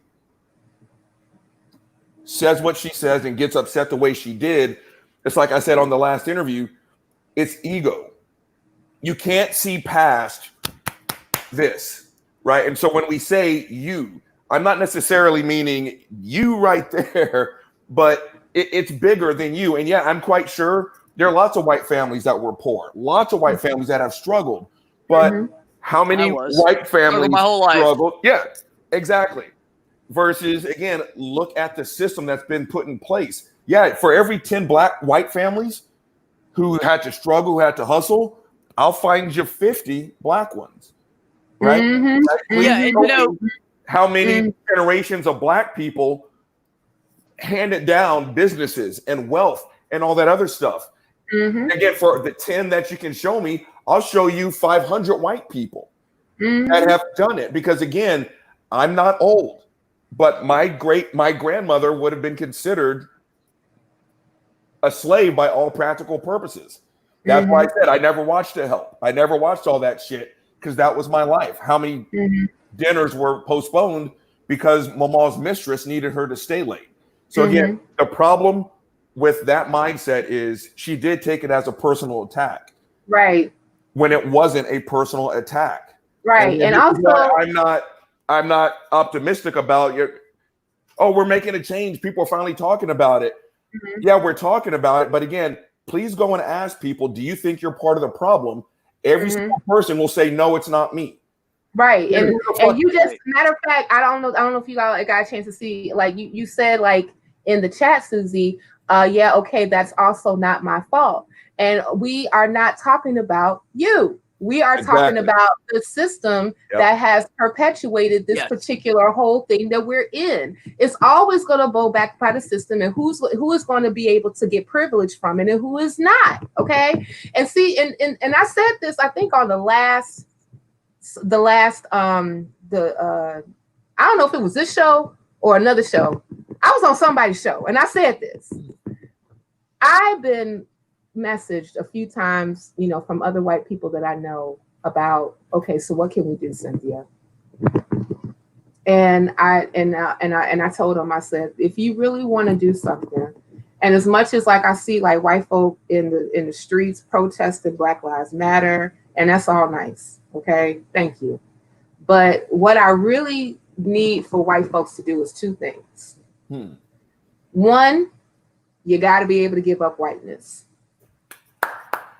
You got to be able to give up whiteness, and whiteness is talking about that privilege, that normalcy, that thinking, okay, that you have, that has surrounded you and your perception of how things are in your environment versus how it is for other people. You got to be able to give that up. Okay. And then the second thing that I would say to every white person that really want to help Black folk, especially that descend from chattel slavery in the United States, I'm pretty sure that, I don't know if you can do this in Canada. I don't know. Well, hell, why not? Contact your congressman. Contact them and tell them that you support policies that's actually going to be advantageous to Black communities, like reparations, like equity, like reformation of police, and there's police departments all across the United States. Be willing to tear down these institutions of racism. Okay, you know, the thing about it is that, and I would say this again to white people, we cannot, as far as like a Black person is concerned, as far as a person that's descended from chattel slavery, we cannot tear down racism.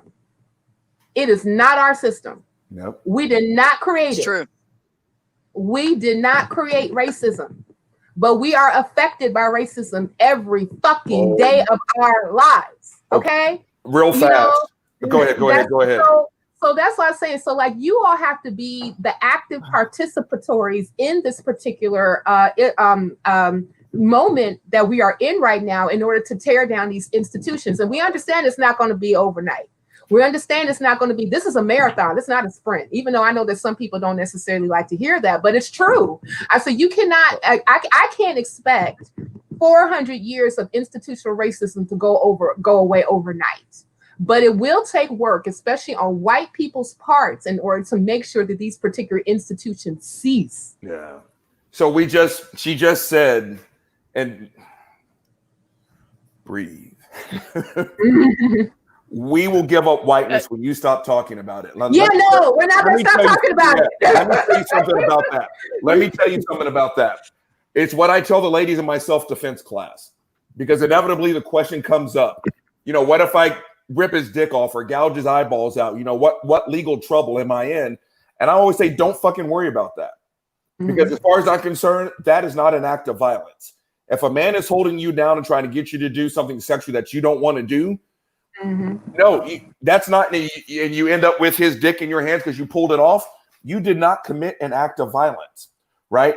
And so talking about when are we going to stop talking about it? I'll tell you, I will stop talking about it one fucking second after I no longer have to be afraid for my life when I go to the store to pick up a carton of fucking eggs. That's when I'll stop talking about it. When I no longer see shit on the news about a Black man 90 minutes from my doorstep being drugged behind a pickup truck until his head separated from his fucking body. That's when I'll stop talking about it. So if you want to know when Black people are going to shut the fuck up, I'll tell you when.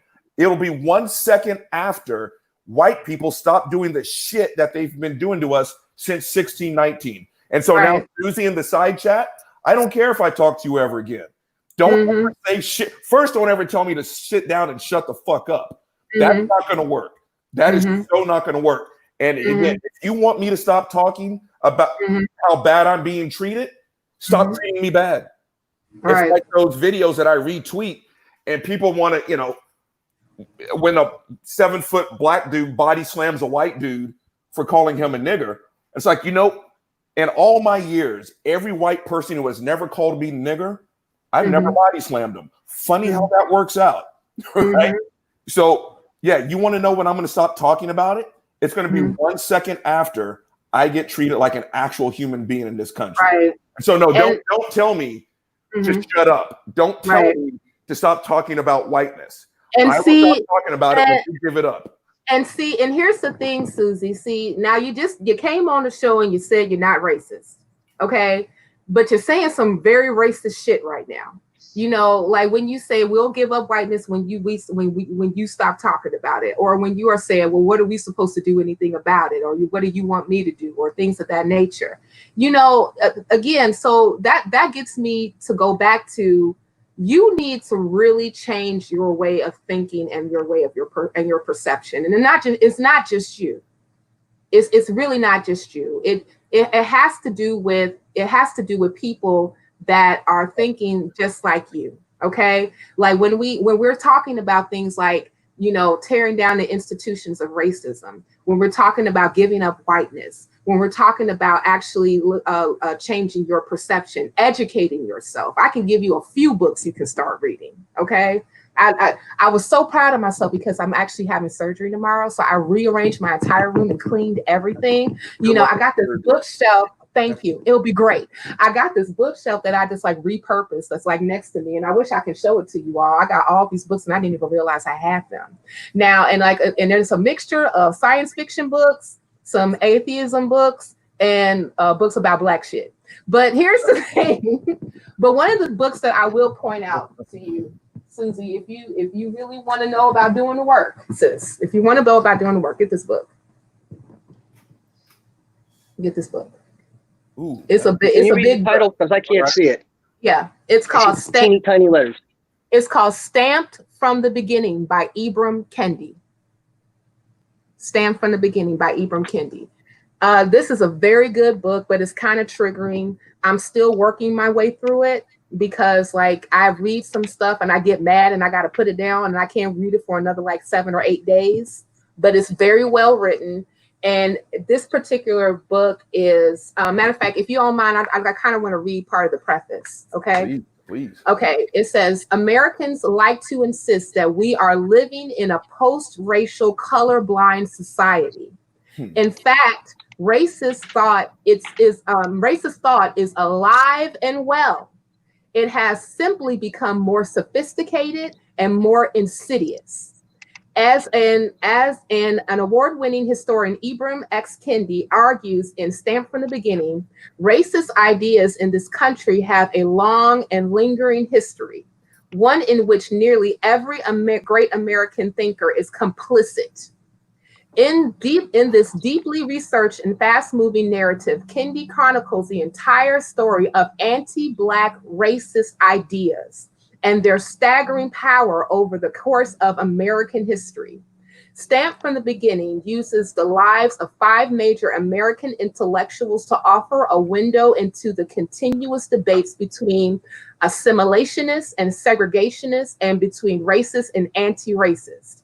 From the Puritan minister Cotton Mather to Thomas Jefferson, from the fiery abolitionists of William Lloyd Garrison to brilliant scholar W.E.B. Du Bois, to legendary anti-prison activist Angela Davis, that's my girl, and Kendi shows, yes, and Kendi shows how wise some of our leading pro-slavery and pro-civil rights thinkers have challenged or helped cement racist ideas in America. Yep. Okay. So this is a good book. Like I said, like it's long. Let me see that title again. Stamped from the Beginning. Okay, thank you. I'm going to put it in the chat. I'd say I'm going to get that audio book on YouTube. Yeah, it's on audio. Susie, Yes, Susie said she wants it so she can. You know, I truly hope. We had a tense moment. I truly hope Susie's mind and heart is open, but I'm sitting here looking at the chat, and it's why I left my group therapy group. She's like something along the lines of, you know, yelling at her, and this happened in my group a while back. And I said this the last time, I'm a threat the moment I walk out of my damn house. Look at me. The same attributes that made me a football playing success also make me a threat. Now, she's up here talking about how I yelled at her, how we yelled at her, but she interrupted you, Miss McDonald, 100 times. When we're talking about Black issues, and there's a Black intellectual sitting right on top of me over here, she kept interrupting and didn't want to hear. She told me, Thank you. She told me to sit down and shut up. And when I raised my voice at her, she completely, I guess, forgot the fact that she just told me, a grown man. I'm not 10 years old. My own parents don't even talk to me like this, so I'm not going to let a stranger do it. Right. And so it's like, then why are you yelling at me? I'm like, well, why the fuck did you yell at me? And that's what I'm saying. We are guilty by simply walking out of our goddamn house. Right. And so again, I truly hope she is open to change. But this is exactly what I've been saying since I could crawl. Right. Mm-hmm. It's like we haven't treated her like a human, but that's what I was trying to get across to her. Do you not understand? Every time we have one of these newsworthy killings of a black person, immediately we talk about property. Do you know how fucking dehumanizing it is to hear about a guy? I could be next. Right. I could literally be next. Right. And to know that my name is going to go in the same category as a pile of bricks. That's the pressure cooker that I don't think people understand. Right. Yeah, exactly. Exactly. A black guy got killed where a building burned down. Wait. we disconnected. We're disconnecting the human element versus property and capitalism. Because we have never been fully human here. And so when I sit here and, George Floyd, horrible, terrible, but you should never, it's kind of like but, right? Everything after the but, you just negated your prefix, right? I know I didn't say this, but, right? Every time I hear about a black man or a black woman being slaughtered, but what about the buildings? Do you not realize what you've done to that person's life? You've wiped your ass with it. And so this is what I was trying to get across to her, but she kept interrupting the both of us. Stop putting us on the same level as a fucking pair of shoes that after 4 months, you're going to throw out and go get another pair. Stop interrupting black people when we're talking about black issues, when we are telling you this is what we feel, because all it is, no, you're wrong. Let me tell you how you feel. I'm like, wait, who has spent 50 years as a black person? Me or the white lady on the screen? Right. And so please keep interrupting us. And I said this on Twitter. I'll say it now and I'll say it tomorrow. I know how important your fucking buildings are now. I know how important my life is. Are you willing to talk trade yet? So if you want to sit here and talk about these fucking buildings, bring it the fuck on, because my mother's life is just as important as that building. If you don't want me to burn your fucking building down, don't threaten my mom. And don't put her on the same level as a fucking pile of bricks that can be rebuilt with insurance money. I will never get my mom back. I will never get my uncle back. And if they strangle me, my mom won't survive my funeral. Do not put me on the same fucking level as a building. And if you want to know why I'm getting upset, it's because I'm not a human. I just had someone talk to me like I'm a piece of shit. My life is more than a building. She may not think so. Stop pointing at me. She may not think so. Yeah, don't point. All right, don't point at Nils. I'm sorry, hey. I was up on top of that. I'm very expressive. No, it's fine. Yeah, we get it though. It's what I'm talking about. Sorry, B. I see you over there. Yeah. Go ahead. I'm sorry. Okay, so I want to say a few things here. Because I'm forgetting, I've been wanting to say stuff, but I don't want to interrupt you guys. Go ahead. First of all, I think all of the monuments and stuff, because I have to say this because it was way back then, but I got to say it now. I think all the monuments and stuff should not be destroyed. I think they should be put in a historic area so we can learn from the stupidity of it. I'm okay with that. That's what I think. A place where you can go and look at it and say, oh, fuck, what the hell did we do? It should not be in a place where somebody has to walk out their front door and be reminded that their ancestors were slaves every fucking day of their life. Talk to me. That's not fair. Yep. Second thing I want to say. Yeah, I'm good with that. Second thing I want to thank you. I'm glad you guys are on board with that, because I really wanted your point of view on that as well. The second thing I'm going to say is, yes, Susie, it's absolutely different in Canada than it is here. We are the most racist or anti-ethnic nation, because, see, I hate that racist word because it's separating black people from the human race. They are human too, god damn it. They're not animals. So everybody needs to say, I hate fucking racist. It's it's bigotry or anti-ethnic or prejudice is what it is. A fourth grader can understand the word bigotry. Human race. Yep. Right. So yes, it's a lot different here. The other thing I'm going to say is, in Susie's defense, she did just say she just realized this whole thing. So she is still learning. Great. I did this 10 years ago. 10 years ago, I was the same way. Well, all lives matter. Right. And I didn't get it. Right. Even though I had black friends, even though I have black people in my community, even though I have black people I worked with on a daily basis that I love to death, I didn't fucking understand it because I'm so fucking white. Right. Okay, so the other thing I want to say is I understand her getting defensive. It's still in my head somewhere to be defensive when black people talk about white people being assholes because I'm white. Right. It's automatic for me to be defensive. I get emotional about it. I take it personally. And I used to do that. And it's still like sometimes you guys will say something, I'll go, oh yeah, it's not me. Right. You know, because it's a knee-jerk reaction to defend yourself and try to be, you know, I'm proud of who I am kind of thing. And you're right. And yeah, I am proud of who I am. I'm proud of my family. My family all lived in the North. My family fought in every fucking war since armies and shit were created. Mine too. Yeah, exactly. Exactly. Yeah. Exactly. And I often wonder what the difference is with poor people for whites in the North versus black people in the South. You know what I'm saying?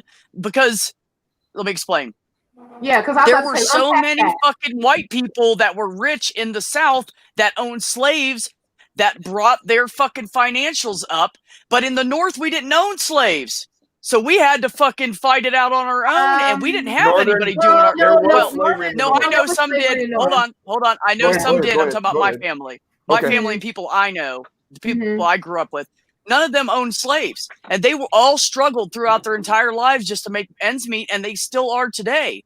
And I wonder what the effects are of that versus the people that owned slaves and majority in the South owned slaves and earned their financial well-being off the backs of those slaves. So sure. So I want to kind of address that what you were just talking about, you know, the North versus the South. Yep. So slavery as an institution actually was a 360 degree institution that actually enriched all of America, not just the South. And I'll tell you why. Oh no, absolutely. Yeah, absolutely. So, but you know, this is just a little history lesson for the people that's watching. So one of the things that we have to baby.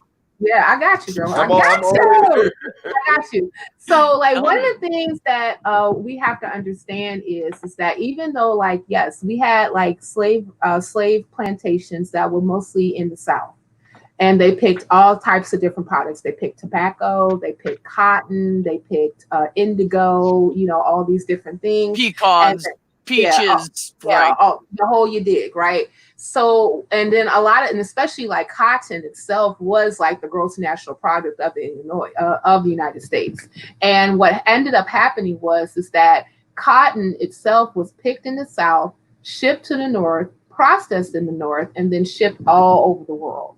Okay, one of the bigger countries that actually benefited, especially from that particular exchange, was Europe, especially in England. Matter of fact, they was kind of, you know, fucked up when slavery ended because they were like, yo, how we gonna get our cotton? You know what I'm saying? Because they used a lot of cotton that was actually shipped out from the United States to really fuel a lot of their goods and services in that particular country. So, and then also too, like in the North, we had banks that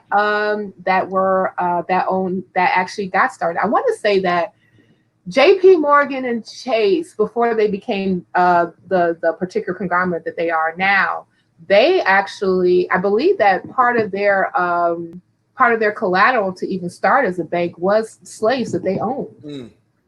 And also too, we got to also think about the insurance companies that insured slaves, like AIG, like Aetna, you know, that are still around this day, that were able to get money, capital from slavery, because like I said, you know, when, you know, people were using these particular companies to insure their property. Okay. And that was black folk. Yep. So we see so even though like you may not necessarily see like a whole bunch of slaves that were actually owned in the North, especially when you're looking at the 18th century and then the 19th, mostly in the 19th century, they still definitely benefit off of the institution of slavery in the United States. So we definitely had like a big partnership as far as like slave and capital that actually was exchanged between the North and the South, you know. So you even had like people in the North that were very much so not feeling like, you know, the institution of slavery actually ending, because that could be hurting on their pockets as well. Right. Yes, absolutely.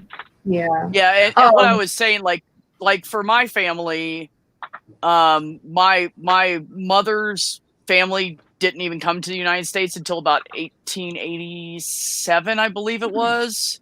So they were country? new to the United States. Yeah. Italy. What country? Italy. Oh, okay. Okay. Yes. Italian descent. And they were so proud, like my great Nana wouldn't even let them speak Italian in the house. She only spoke Italian. She made her kids teach her English because she was like, no, we're Americans now. That's how proud she was. So that was my similar to my household. My dad's serious? side owned bars and restaurants in Chicago, actually. Oh yeah. So Chicago had a huge Italian immigrant population. Matter of fact, a lot of immigrants. Well, my dad's side was German, English, or German. Yeah. Sorry, German descent. German Irish. Yeah, we German had. Irish. Yeah. Those are actually in Chicago. We had a large German population, still do. Irish population. Matter of fact, like a lot of the Irish actually. There's another book. I don't have it with me though. Damn. But I need to get Cynthia, it. You'll know this last name. Yeah. Madsen. Yeah. Madsen. Madsen. They own car lots now. Yeah. But they started out being really, really poor. Yeah. And a lot of them owned bars and restaurants and stuff. And they weren't even in that industry at all. So it makes me feel better about that I had good people in my family before me that I'm moving up. Can I point someone out over here? Yeah. So Crazy Catnip. Yeah. I was going to thank this woman. It is my job to. This is again. I don't have all the stats and figures. I don't have all the initials after my last name as Miss McDonald. But I'm sitting here. Where's my? There it is. Okay. So she keeps moving up. This is what I was talking about. And again, I put myself on top of that trash heap because, like I said last time, if you are a football player, former football player from my generation, you were basically taught to hate homosexuals and women. And I needed someone to make me shut the fuck up, listen to a very hard talking point, and jump on my sword. And I'm still a work in progress. B, you said, hold on, where's B? There you go. B, you're still a work right in progress. We all. Yeah, I'm a work in progress. I'll admit that. I've had my eyes opened to a lot of stuff, but I still know a fraction, because I didn't even grow up around black. There was no black people where I lived. It was a bunch of white farmers. So when a bunch of poor white farmers trying to survive. So we were.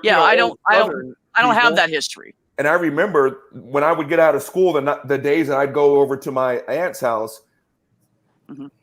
I can't say her name just in case, but my uncle would come home from work and literally talk to her in one-word sentences. Right? Let's say her name is Joanne. Joanne, beer. Joanne, TV. Joanne. So that's how you learn to talk to women. Then you become a football player. And like I said last time, everything you did wrong was equated to something feminine. You hit like a girl. You run like a bitch. And someone had to kick me in the bullocks to let me know you are a piece of shit and you're part of the problem. Stop talking and listen. And so when I see Crazy Catnip say that, this is the type of shit that gives me hope. And again, I truly hope, was it Susie? I truly hope that she's open and receptive to the knowledge. Because again, when someone is telling you that they feel bad, and this is how I feel bad, and you continually talk over them, and then you tell them to sit down and shut up so that you can continue your point, then I'm like, then I don't need to be a part of this conversation. I'm telling you that shit is bad, and I just had someone tell me to sit down and shut up and let me tell you why things aren't bad. Right.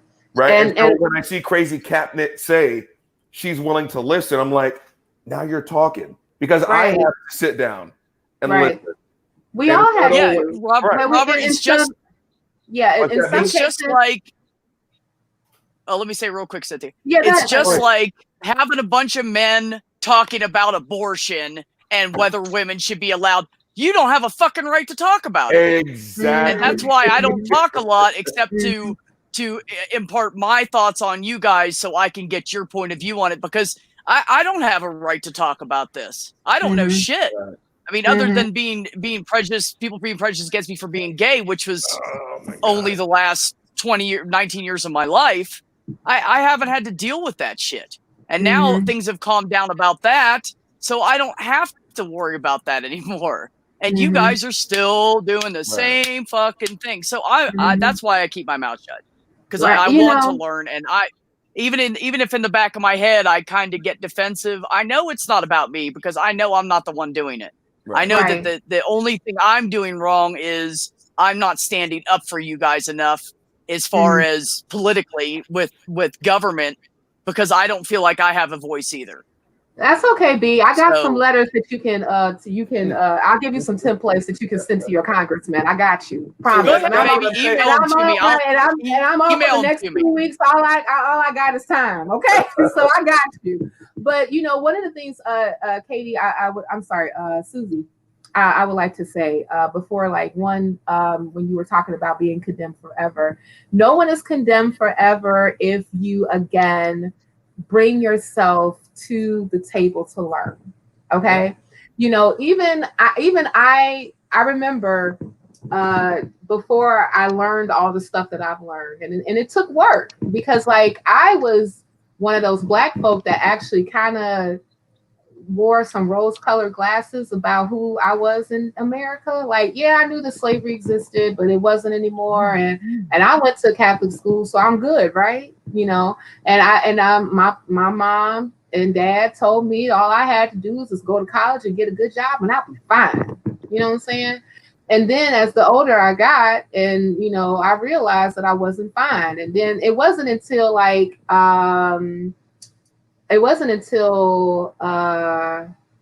became I went to college. No, I'm sorry. It wasn't until I was around 12 years old. I went away to a camp for 2 weeks, and it was in Delafield, Wisconsin. And it was majority of people there was white, and it was only maybe 3 or 4 Black girls that was there, because it was mostly because we had dormitories, and you had the girls in one dormitory, you had the guys in the other, and I can count. I think there was only about 3 or 4 Black girls that was there. You had one Black girl who spent most of her time with the white girls, and then you had the other 2 and myself who kind of hung together. And as much as I was trying to kind of get along with everybody, that was my first time that I was very much so excluded because of my race, and I didn't even realize it, And then after that happened, when I got back to when my parents picked me back up from school, from the camp, and they were asking me how was it? I was, in some cases I was crying, because even though I never heard the word nigger specifically said to me, I got nigger treatment. Okay. And I never, and then that's when it was a big hard reality to say that, oh my goodness, racism has not gone away. Yep. I thought that this is what Dr. King and Malcolm X and all the rest of them actually fought against. I thought this is after we got the 1964 Civil Rights Act that racism went away, and it wasn't. You know what I'm saying? I thought because I went to a private Catholic school and my parents paid my tuition and both of them worked, and if I needed something, I just went to them and say, Mom, can you? Dad, can you? You know what I'm saying? They was like, oh, Cynthia, go away. But okay, fine. You know what I'm saying? Yeah. If it wasn't crazy, if I didn't want a mansion, for the most part, they helped me out. But But I didn't, but even in that particular case, as I got older and I realized that, you know, there was a lack of wealth that I had access to.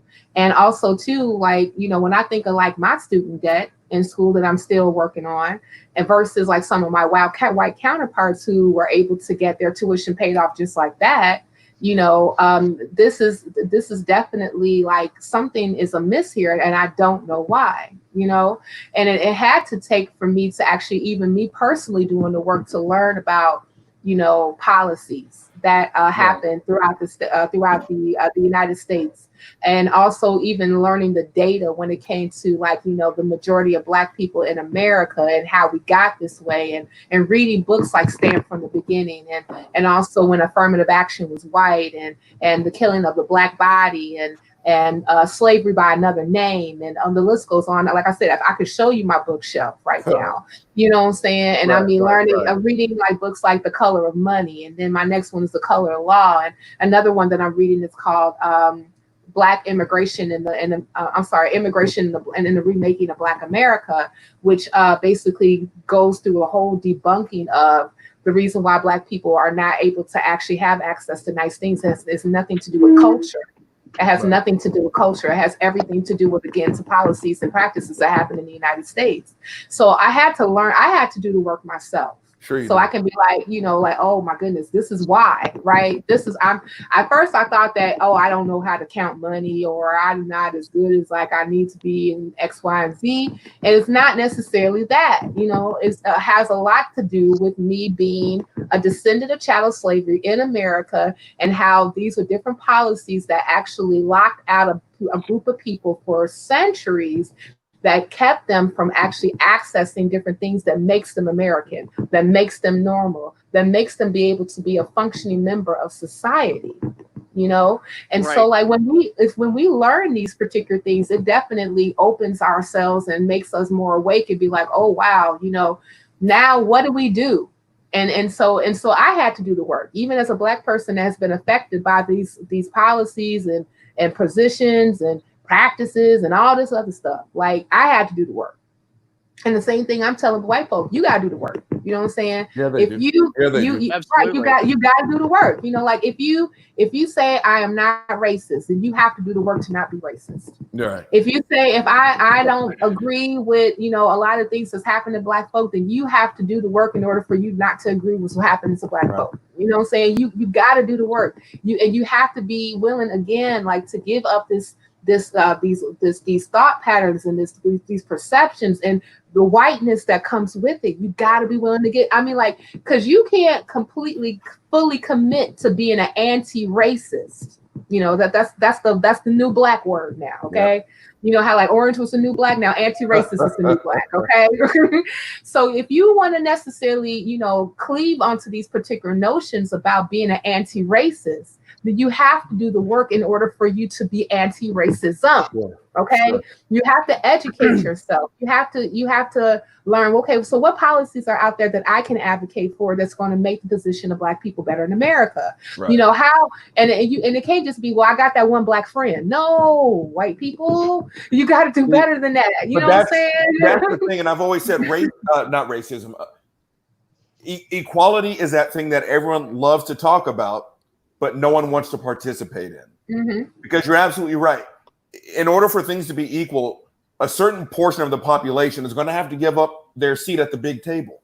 But you realize if there's only 10 seats and you've got 9 of them, you possessing 5 seats isn't oppression, right? This isn't a bad thing, right? And so I dig exactly what you're saying. And at least down here in the South, I just got hip to the term anti-racist.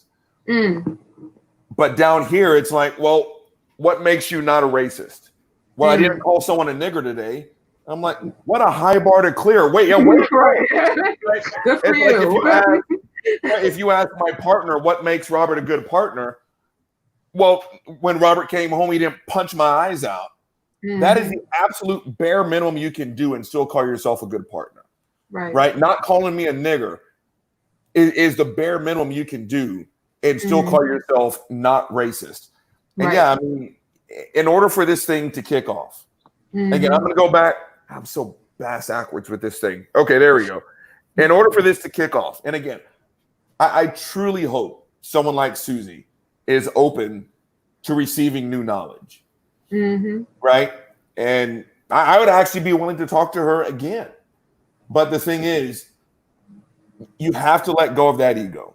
And by her, I mean everybody, including myself. You have to let go of that ego. Right. You have to be willing to admit the very strong possibility that you aren't part of the problem, but you are the problem. Right.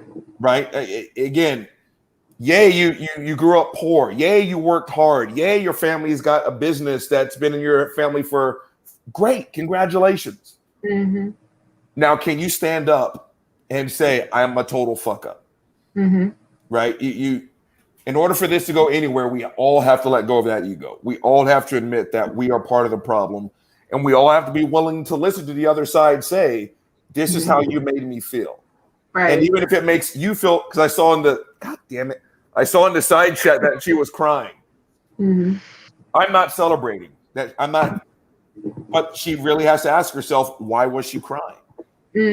Right. It's kind of like when they apologize, you know, for killing a black dude.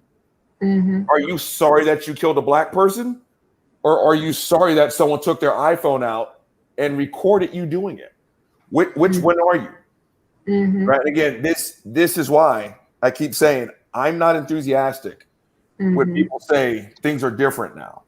Right. I have almost 50 years on this planet to say we'll be doing the exact same shit in 60 days. Yeah. Right? I mean, like that's a hard thing to actually swallow. Like, you know, like when are we going to just be mad for a moment, or are we going to actually do the work in order to change things? And I mean, like, and if we really don't understand that, you know, like a lot of this stuff is definitely something that you have to commit a time to, you know, like, and think about also, okay, let's she's right. Yeah. She's right. You are not a fuck up. I'm sorry. I am not. This is not a summation of your character. I don't know you. Right. I don't. And I'm quite sure you are. B just, God damn it. B just said that she likes you. Right. Hold on. Now I'm at Miss McDonald. And yeah, there you go, baby. You got there we go. B even said that you're good. I'm not advocating that you're the worst person on the planet this side of Adolf Hitler. I'm not. We had a tense moment. Things didn't go. And it's an emotional topic. It's a very emotional topic. And the fact that it brings out defense mechanisms. It's an emotional topic that oftentimes will bring out certain things of a person that you may not necessarily know you possess. Right. So I would even say this. I would prefer, and I mean, like, I'm about to say something very, very controversial. I would prefer people to admit they're racist. Oh yeah. Oh God, yeah. And you know why? Because like if you admit that you're a racist, it's kind of like, you know, if you are a person that is a substance user, and you realize that the substance usage actually makes like it affected your life for the adversely, right? And what was like the first things that they tell you in order for you to be able to get help, that you have to admit that you have a problem? Yep. You know, and that's one of the things, like when we're constantly having these conversations about racism and institutional racism and how it affects Black people specifically in America, you know, the reason why we're having it is because we need you all to realize that you have a problem. Yep. We need to realize that, you know, even though you may not necessarily want to think you're racist, you are. And that's not necessarily, and even if you're saying that you're racist, that don't necessarily mean you're a bad person. That just means that you're a racist because you have been affected by this particular thinking pattern and system that has like, you know, been around forever. It was before you were born. Yep. Probably be here after you. You know, question about it. Oh, absolutely.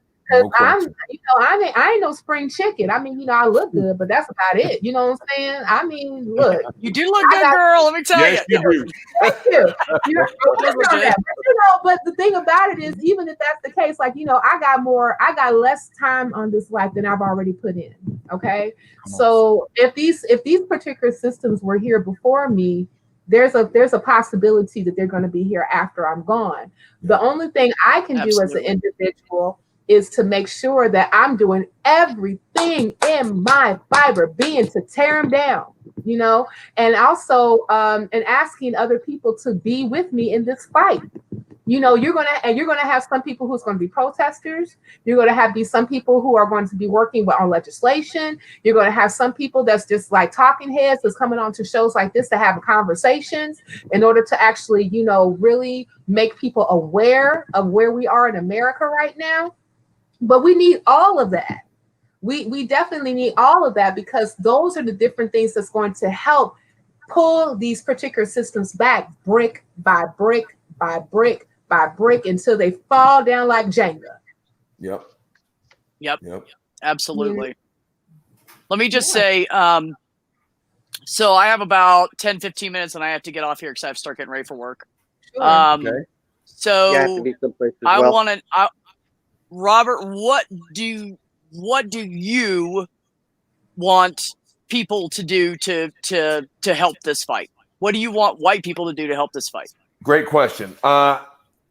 I will say what I said when I put out that video a while back on Twitter.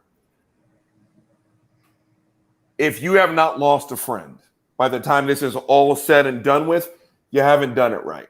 Because like I said, we all have that one friend that pushes it just a little bit too much. You have to be active. You have to be able to slap that person across the face. You have to be able to let go of that friendship. You have to be willing to have these hard talks. It's like, yes, yeah, I got this part right. Miss McDonald right up here, right? We did not build this system. Right. So we can't be the ones to fix it. So if you want to know what I think white people can do, it starts small with things like I'll make it fast. I remember a friend of mine was showing me pictures from like a Halloween party that she went to. And there were two people there. One was in straight up blackface and the other one was a pickaninny. Mm-hmm. I want to know why no one stomped the shit out of the people who came dressed as a pickaninny and in blackface. I wasn't at that party. I would have never gotten the invitation to that party. Right. If you want to know what white people can do for me, it's shit like that. When your friend shows up at a Halloween party in blackface, you tell them, get in that bathroom right now and wash that shit off, or our friendship is over. Right? I would not. Dude, I wouldn't put up with that shit for a second. And that's why you are in front of the curve, B. So again, if you want to know what white people can do for me, it's asinine, it's ignorant, it's insulting, it's degrading, disgusting. It's segregating, it's so many fucking things. That's where everyone who does not look like me and Miss McDonald can start. Is every time your friends fuck up, every time your friend says, he sounds white, right? Oh, he's not really black. Or you're at a birthday party. I'm going to tell you, that person. I don't have friends like that. Down.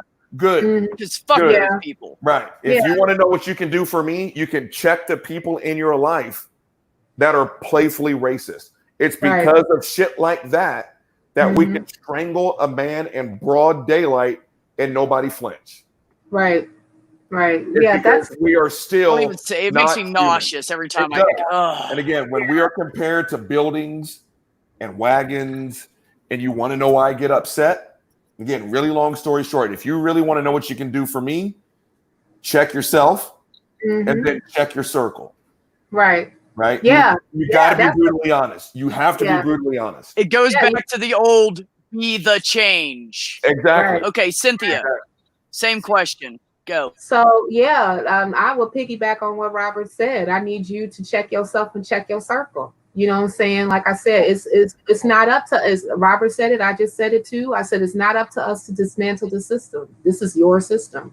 You have to be the one to actually dismantle it. And you have to actually be the one who do the work. And I need white folk to really. I won't even say like any. I would say any person, not just white people, because I would say this to other classes of people, other races, other ethnicities that are especially here, that even holds on to these particular notions of what they think that Black America what Black America is, because we know that racism doesn't just exist just in white America. You know, even though like what I would definitely say that white America perpetuated racism, but it perpetuated racism also into other groups as well, that people will have definitely notions about who they think a good Black person is versus who's not a good Black person, right? So I would definitely tell everybody, you all need to really, commit to this work as far as like checking yourself and making sure that you can get all these particular perceptions out your head of what you think a Black person is, or especially like a Black American that descended from slavery is, okay? Yeah. Because we have our own shit as far as like, because even you would even have like immigrants that will come over. And then, and I would even say this to myself, because like I said, I'm a daughter of an immigrant. You would definitely have other tropes that other immigrants would possess as far as like a Black American is concerned versus somebody that's not, I've heard the lazy thing. I've heard the you can't read thing. I heard the illiterate thing. I heard the did I say lazy? Yeah, that. You did.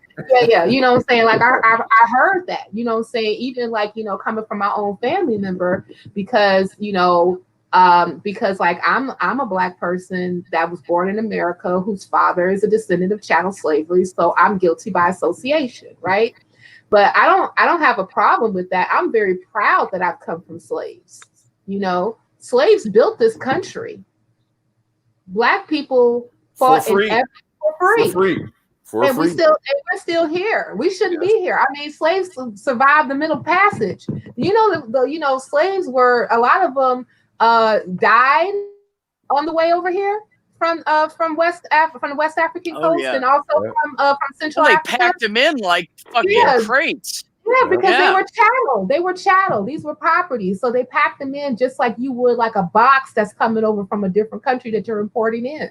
Yeah. That's what they were. And so a lot of those people, they died on the way here. They got sick on the way here. They were raped. Some of the women were raped by the boat sailors that was with them. They were and then after all of that, the ones, some of them actually decided they just wanted to drown. They didn't even want to be part of the system coming here, so they just committed themselves to the ocean and just let the sharks get them, what I'm saying, or drown.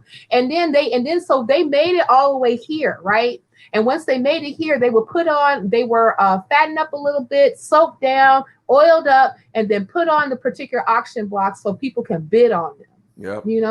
And then they were subjected to a life of servitude, and to the point that they were not human anymore.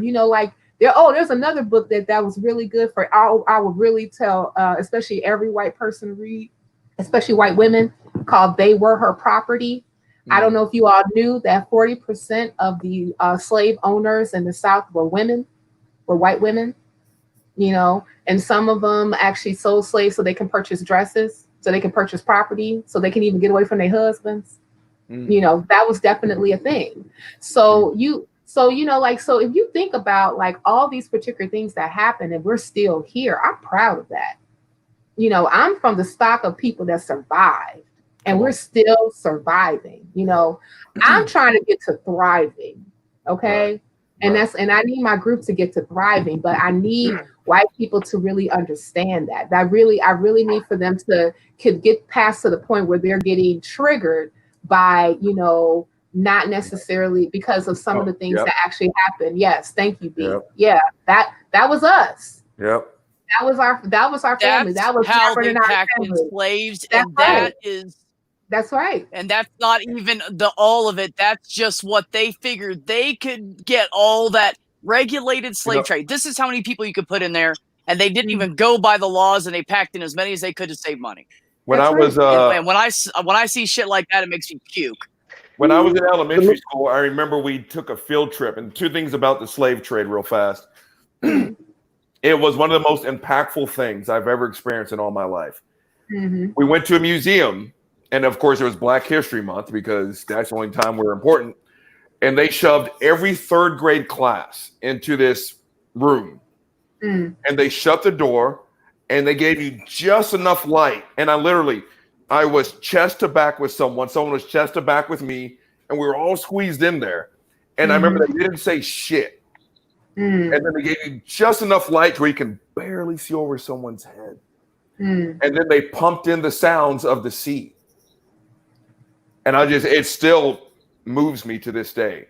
And it was like, pretty much these were the conditions that people lived under for however many months it got to go from the coast of Africa to the coast of Virginia. And I'll never forget that. And I actually just learned this. And why I did, I have no idea. But we were insured. Right. Because we were property. And That's right. To a point, just like what you said, you realize, oh, I'm going to go, fuck it. I'm just going to jump overboard and kill myself. You had to come back with a certain amount. And I'm trying to remember because I think I cried during the whole goddamn. No, make you cry. Yeah. And so they started to build, whatever the fuck you want to call it, to where if you jumped off the ship, you wouldn't go into the water. Otherwise, if you didn't come back with X amount of cargo, you would not be insured. We were property from day one, and this is what I keep saying. Every time I hear about a black tragedy and someone puts me in the same category as a building that you insure, you wonder why I sit here and I go fucking ballistic because I was compared to a wagon when I got here. Right. We were insured as fucking property on the fucking boat. And now people are still saying, what about the fucking buildings? Right. I'm like, what about them? What about them? Why are you speaking with this much passion about the black man who was just fucking murdered and all you want to know about is a fucking building? I don't give a fuck about your buildings because you don't give a fuck about my life.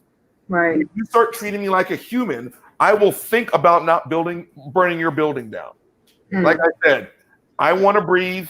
You want your building. Do you want to come to the middle and talk trade? Because I'm willing to have this talk. Because until then, I am the last person you want to give a box of matches to. I don't give a fuck. The worst thing you can do, and that's is strangle me in the street. I'm no longer afraid of that. The only issue I see with, because I tell people all the time, I don't blame them for looting. I don't blame them for burning shit down. They're pissed off. Yeah. Why shouldn't they be?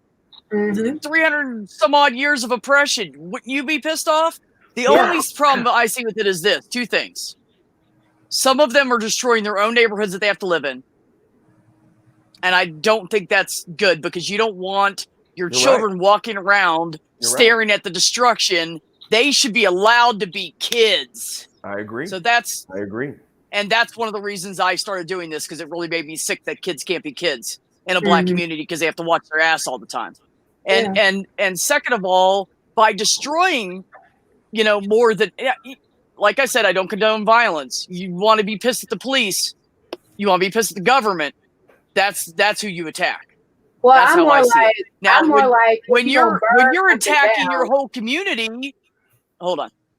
I'll get you. So when you're attacking your whole community, you're destroying not only your environment, but now they're going to raise your fucking taxes to pay for it. Right. So you're kind of screwing yourself over. That's my concern with it. Well, I'm afraid that they're going to screw themselves over in the long run financially and make their hardship even worse by destroying their own community. Well, remember what I was just saying. It's like, just because you live there don't mean you own there. Right. Okay. And that's a problem. No, and I know that. But I know that there are some businesses that are locally owned. I definitely hear what you're saying. I'm just saying is that, like when it comes to like the majority of businesses that are owned in black communities, it's not majority black people that own them. That's just the truth. Right. I mean, even if absolutely. And so like, if my whole thing is like, if you're gonna burn something down, this is you didn't hear this from me. But if you're gonna burn something down, I prefer you burn down the institution that is oppressive. Come on. Yeah. We are not condoning violence on this stream, but You didn't We're hear saying that. if you want to attack somebody, Right. go to the source. She's Go to absolutely the right. source. You know, like That's if exactly you what I'm saying. Right. Thank you. I'm just saying, like, you know, if you're gonna burn something, like when that police station went up in flames in Minneapolis, I was not mad. Yep. I was not mad. And you know, I wasn't mad a bit. This is exactly why I did not want to have this talk without Miss McDonald. She's kicking nothing but knowledge. Okay. And like I said, what my dad taught me when I was a boy stands true today. The most dangerous man to threaten is the one with nothing to lose. Right. So you want to talk to me about my taxes going up? I don't give a shit. You want to talk to me about burning my own neighborhood? I don't give a shit. Because again, every time I walk out of this house, I could die for simply filling up my car, for going to get eggs, for helping my neighbor across the street. I could die. And if the worst thing you tell me is that my taxes are going to go up $1,000, like, what's your fucking point? You tell me when I'm supposed to be afraid. So again, again, I am not a fan of looting. I'm with McDonald, and you did not hear this from me. To steal her line. I'm not happy that buildings are being burned. I saw a video of a lady standing in front of her store with a look of fear that I wish I never saw because I can't get it out of my eyes. I understand that it sucks. But again, I don't want to keep dogging on Susie because it sounds like she's really willing to have a conversation and learn stuff, just like I still need to learn, which is great. But again, hold on. And there we go. Oh, hi, Kitty. Just in case you need it, just in case you need it, some cat ass in your video. There you go. Oh, you know what? We covered all bases. Animals. That's how you make me a little less upset. You know what? Here's the thing. Now that there was a cat ass, and I think the B had your cat was over. Like this particular video is about to go up about exponentially with views just because we had cats in it. You know, my cat was at the door earlier. Excellent. If that's what it takes.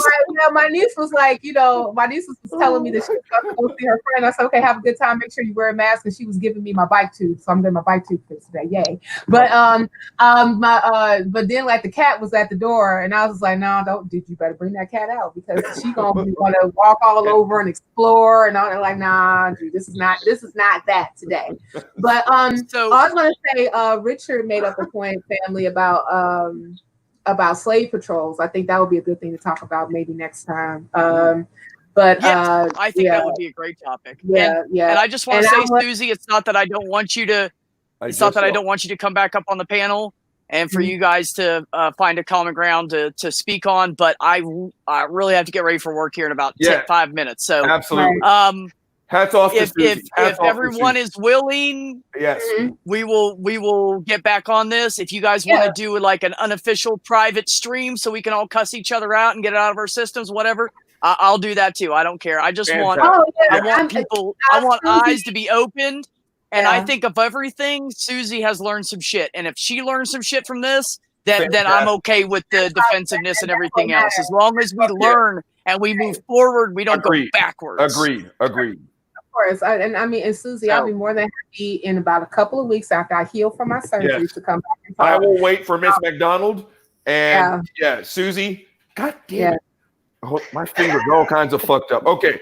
So it screws you up, doesn't it? Yeah, we had a tense moment, Susie, and the fact that you're still in the side chat, my hat's off. That's what I told her. Yeah, if she's willing to have a talk. That's what I told her. She could have ran from it because it was uncomfortable. The fact that she's here means she's willing to learn, and that says a lot. Right. And that's all. And that's what we're saying. Do the work. We're saying do the work. You know, like I said, that's part of that is getting triggered and allowing yourself to learn. Yep. And on that note,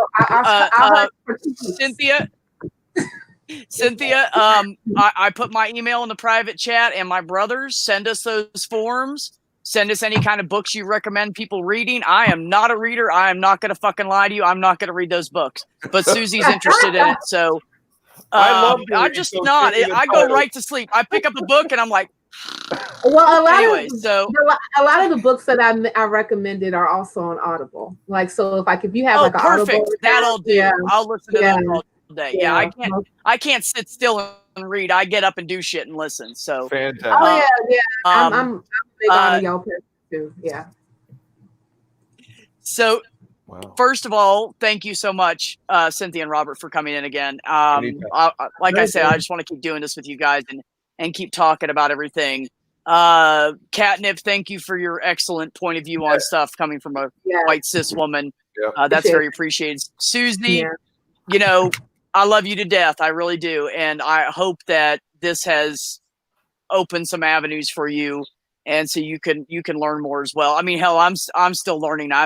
It's kind of like my brother says. He says about his theism that he's like 7 years old, 8 years old now, because he's learning about God and everything. For me, I'm 10 years old. I'm still trying to learn from people of color and from anybody, Hispanics, anything, anybody that wants to talk to me, I'll learn about it. Because I don't know. I mean, you know, I wasn't raised privileged. We were dirt poor and looked down on it, but I still wasn't raised black. So I can only go so far of understanding before my understanding stops. Excellent point. So thank you both for coming on here. Anytime. Thank you, Nels, for your few amount of comments. I know I got to teach this guy to butt in. He doesn't butt in well. But when he does, God damn it. Raise your hand. Pull on your beard. Give me some kind of sign, damn it. But anyways, I like this says, I'm going to put this banner back up because I love this. I love this saying, and I just had to put it up originally. I believe in love. Fuck hate. Come on. You know, everybody's got something to offer in our society. Everybody has something, whether it's something in their head or something they can physically do or knowledge they can impart or love they can give. Everybody's got something to give. So I really want people to start loving each other more, start seeing each other as fucking human beings. We're all in the same fucking race. It doesn't matter the color of your skin. There are assholes that are Chinese. There's assholes that are Spanish. God knows there's plenty of assholes that are fucking white. So, you know, we don't need to judge people by the person. I don't know if I'm going to say this exactly right. It's like MLK said. It's not the color of your skin. It's your actions and what you do with your life. The content of your character. Yep. The content of your character. Thank you. Yeah. God, I had it till I went to say it, and then it just stopped. You were almost there. I swear to God. I was so content of your character, right? Not the color of your skin. Still learning. So, still learning. Yeah, that's right, baby. I'm trying. You just impart.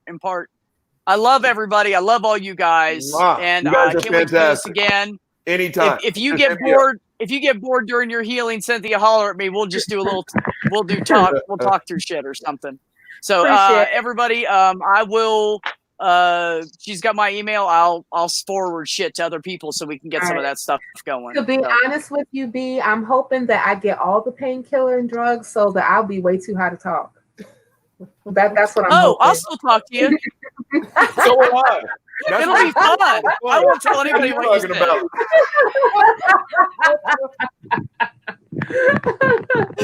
That would be a hilarious conversation. We'll do a private stream. Wouldn't, right? And so I was like, no, wouldn't. I'm like, we're all incoherent, like, no, time.